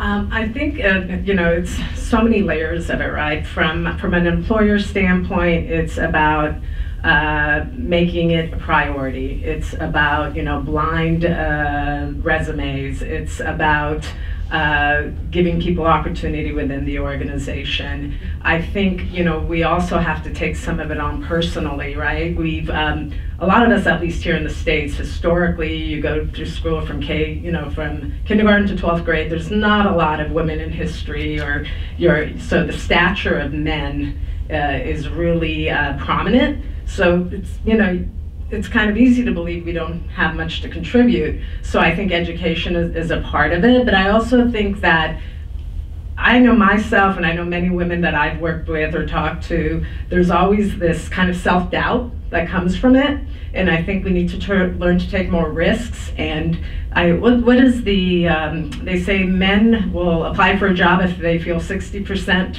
capable, and women will only apply if they feel 100% capable. I say apply. What do you have to lose, right? And if anything, the worst thing that can happen is you're going to get an interview and you're going to learn something. So I would say taking some of that on ourselves to be able to, you know, write our own narrative in a lot of ways. Thank you for this tremendous example. And Nadia, your example about tools, I know that you more work on Ukrainian issues, but you live here for a long time, and I'm think that you know all problems which in Ukraine we have with women's leadership, even in political leadership, when men who have private jets think that they're very cool and they cannot respect women. It's still many problems in top level of Ukrainian public policy. But you live here for a long time. What's the most effective tool here in US you see for advocating of women's rights? And as I see also in our advocacy movement, more women than men, yes? Or I'm not right? It is like advocacy when we visit the offices. Of course, it's like personal personal meetings and writing letters and contacting via phones. And I can say that I see very strong leadership of many Ukrainian Americans, women here. Like there are 3 large non-profit organizations which were created when Russia launched the war in 2014, and their presidents are Ukrainian Americans. Like my organization, and I was active since 2014 supporting Ukraine, and then I created a group, US Ukrainian Activists, that later grew up into a non-profit charitable organization. And the other 2 local organizations like United Help Ukraine, their president is also Ukrainian American, and Razum for Ukraine. And the partners of my organization, big partner that we support is Hospitalis. Hospitalis is volunteer battalion of frontline paramedics, and it was founded in 2014 when Russia launched the war in Ukraine, hybrid war in Ukraine, in eastern Ukraine, in Donbass, as you know. And their president and their head is Yana Zinkevich, and she's a woman. And deputy is also Anna Fidinovich, is also a lady. So, and I hope that the next president of the United States will be a lady as well. Thank you. It's a great example. So, and your example is also a great example. Dr. Saidi, what you think about what most effective tool in Iran? So, is it protest as a tool or something else? The most effective tool, which is now, I think, we're witnessing, is organization. Because individually, women, as I mentioned to you, for 100 years, we have established history of being participating in their rights. But what is a game changer right now, and this is also based on my own eyewitness research in Central America and South America with various liberation movements and making a comparison of women's status there and Iran. So I'm going to finish in 1 minute. So basically, in none of the movements you had the rights of women who participated, did everything, because as we all know, women have done everything and they continue to do so. None of the rights was guaranteed. So for the current situation, we're not looking for women to do any more than what they're doing. Historically, they've done enough, but looking for which organization does actually guarantee your rights before you attain power. As we witness an ongoing revolution right now. And the only one which has actually, as I mentioned to you, put into practice gender equality and women have hegemonic power is the National Council of Resistance and the Mujahideen organization. So that's where we're looking at. Did you already give women the right, the equal right, and beyond that, the hegemonic power that they need, political leadership, before you attain a revolution? Because afterwards, you forget about it. That is, they will always have excuses, which they've always had, and I've done the research. I've talked to women who took up arms in these struggles, and then afterwards they were forgotten. Because the answer to them was that we have other priorities. Women's priority is now. Thank you. Thank you so much. Natalia, 30 seconds about your situation. What's the most effective tool for women's leadership in your country, which you respect most? Yeah, thank you. I'm really echoing the organization comment. That's really on my mind, especially, and also the comment around what organizations would stand behind, women's movements, because in the past few years, as you know, we've seen more sort of anti-liberal, and also anti-women empowerment take hold. It's been fairly surprising how quickly some of the things that we were taking for granted institutionally have disappeared, which also speaks to how new the institutions and these mechanisms are. So I think for women in Montenegro in politics or in leadership, it's something you would have on top of your mind on how to organize where you can be effective and also not expose yourself to those sort of trends that are extremely negative in society now. And I think the hope for women is that we do organize so that it doesn't move beyond that, because Yeah, thank you so much. And I have a lot of comments about this time about Ukraine, because in Ukraine you sometimes, if you work in political management or in public policy, you must be a woman but tough person, because it's Katerina, she's a tough person. So because we still in Eastern Europe have these paternalistic patterns, which we have a lot of work to work on, because on local councils it's great woman leadership. On central level they still have a lot of work. So if you're interested, we can continue it in coffee pause. And thank you so much to all panelists in this panel. And now we have a side event from our media partners, Alatra. So they advocating for creative society issues. So they also work with climate issues, and they present their tools of work for this 20 minutes. And Marina will explain their aims and also her colleagues. So Marina, if you can take the stage, we'll do the program. I'm introducing the Creative Society. I made their acquaintance last November at this very same event, out in this very same facility. I listened to what they had to say at the time. I had no affiliation with them at that time. And I listened to the substance. And I thought, interesting, for a change, somebody's talking about what evolves from the core of the earth and doesn't call it climate change. They call it climate calamity, catastrophe, a variety of all options they have. But it was real. And we chatted thereafter, and we decided to forge a union. And I said, what I see in what you had to say was national security implications, economic calamity. And that's the discussion I want to have. I don't want to talk about climate change. I want to talk about how it's going to impact everybody I know. And so we kind of got into it, and it culminated into a positive, constructive relationship, to the extent that we are now putting together an educational pod series. The series is going to focus in on the legislative impacts, multiple jurisdictions, not just US, of what's going on climate control, environmental, geophysical activities, and it's going to be introduced as an educational program. Again, focusing on the legislative activities internationally, not taking a party side, just saying this is what is or is not occurring. So when you vote, you decide what's important to you or isn't important to you. And to that end, we've had a blending of policy. They didn't have to capitulate 1 inch. I didn't have to capitulate 1 inch. So we found a happy marriage and all that. Somehow, don't ask me how we did it. We started it at 96, so basically it's 27 years we're doing that research. And we know exactly the reason what is happening with the planet and how many years we have left in order to find a solution for that.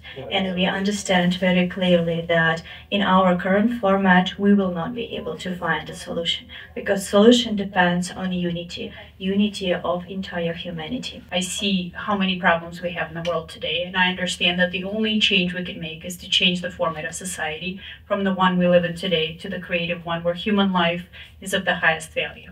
And of course, climate change is one of the reasons why we started the Creative Societies, because we see that climate is changing and we talk about the true, real facts of why it is happening. Right now we're at the edge of a global collapse and we're going to see much more devastating events. We've seen some of the most, they say, expensive and devastating climatic events within a decade. Like past decade broke all the records when it comes to the money it cost us to fix the damage done by the climate change.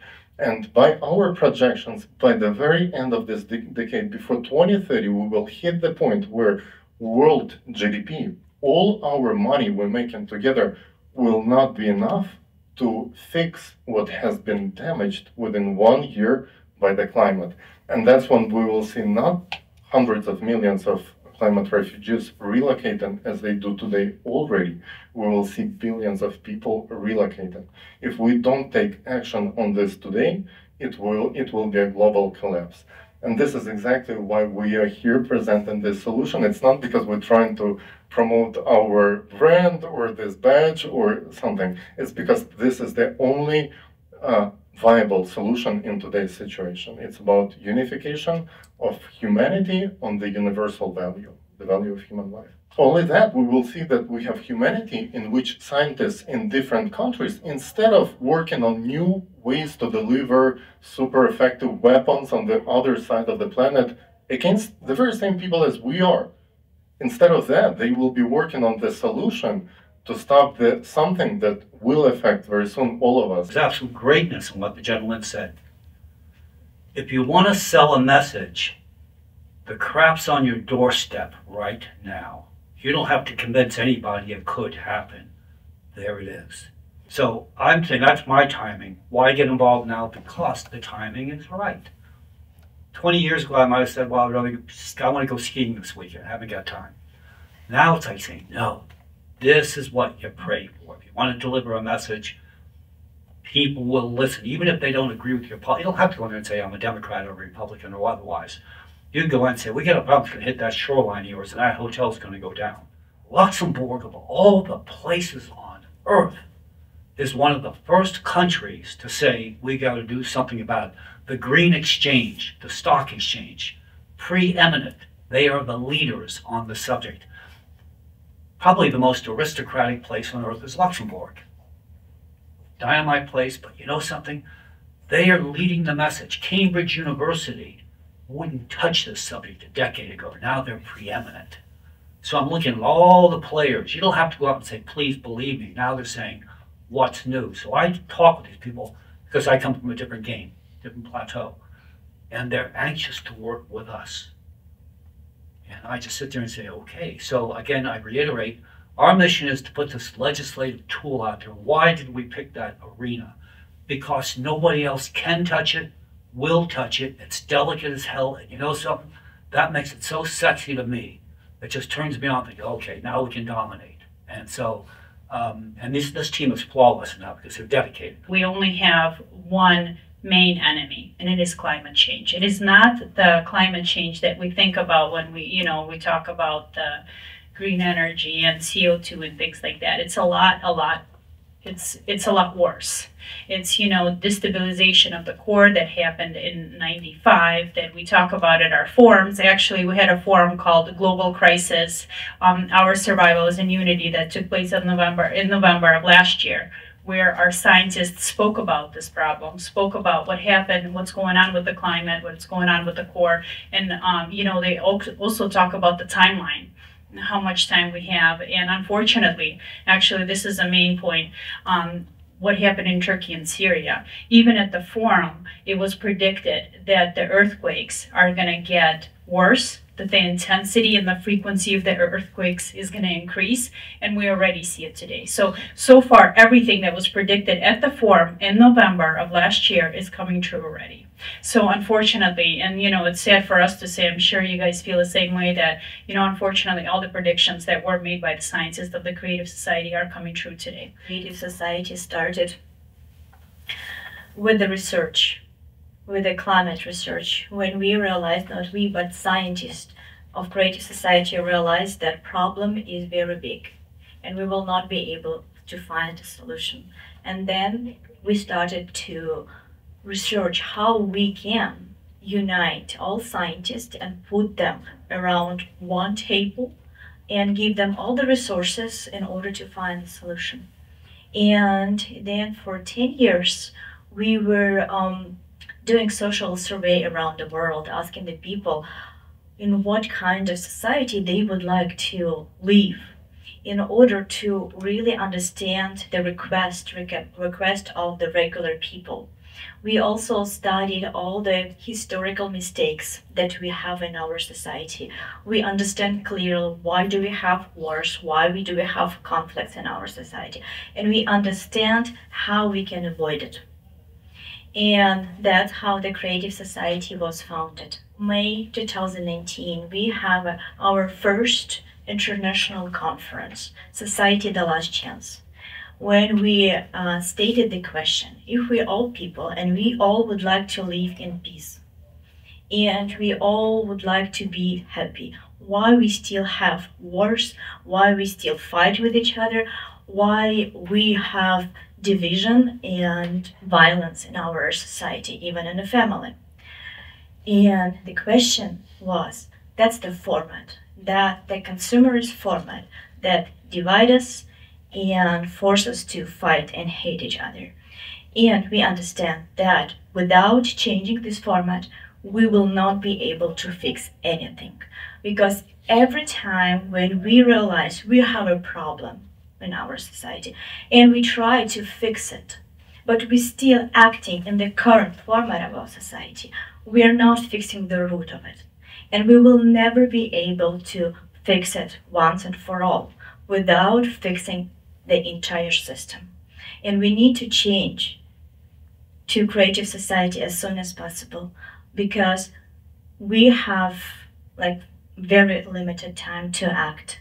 We basically have 5 to 6 relatively stable years while we still can do something. We still have technology, we still have more or less stable world where we can communicate, where we can travel, but very, very soon we will face very, very sad future if we will not act right now.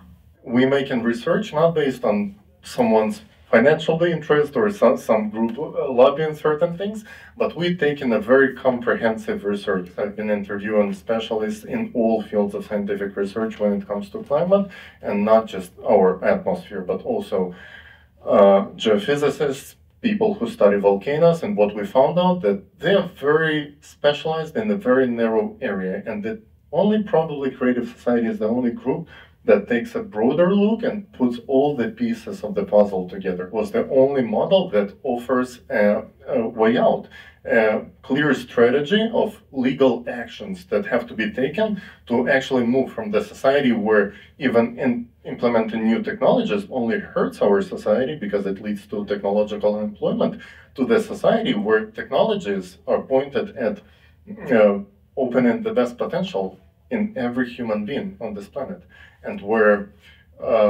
we can achieve things that even science fiction couldn't imagine. That's all possibility that we can have within 5 years if 8 pillars of the creative society are implemented on legal level. You know, those foundations, they didn't come from thin air. They represent the wants and needs of people. This is years and years of social surveys, years of research put in, you know, millions and millions of interviews that were put into these 8 foundations with people from all over the world, not just this country or, you know, Europe. It's from everywhere, and that is how they came to.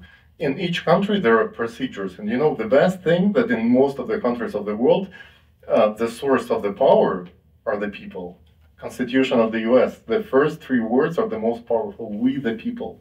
So source of the power is the people. The thing is, how do we use as a people? Do we make a request to build a society in which human life is valued, in which we have more voice when it comes to you know, taking responsibility? Because right now we all used to put responsibility on certain politicians who promise us this or that. Also, creative society provides free healthcare, high quality healthcare for all the people, free education that's accessible to all people.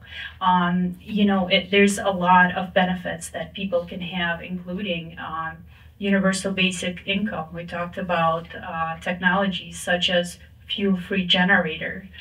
You know, you can only imagine the possibilities that we can have if we have free energy. So there's definitely a lot of benefits for each person that creative society gives, but most importantly, it gives us an opportunity to unite the scientific potential in order for them to find that solution on how we can all come together and prevent what is to come with the climate.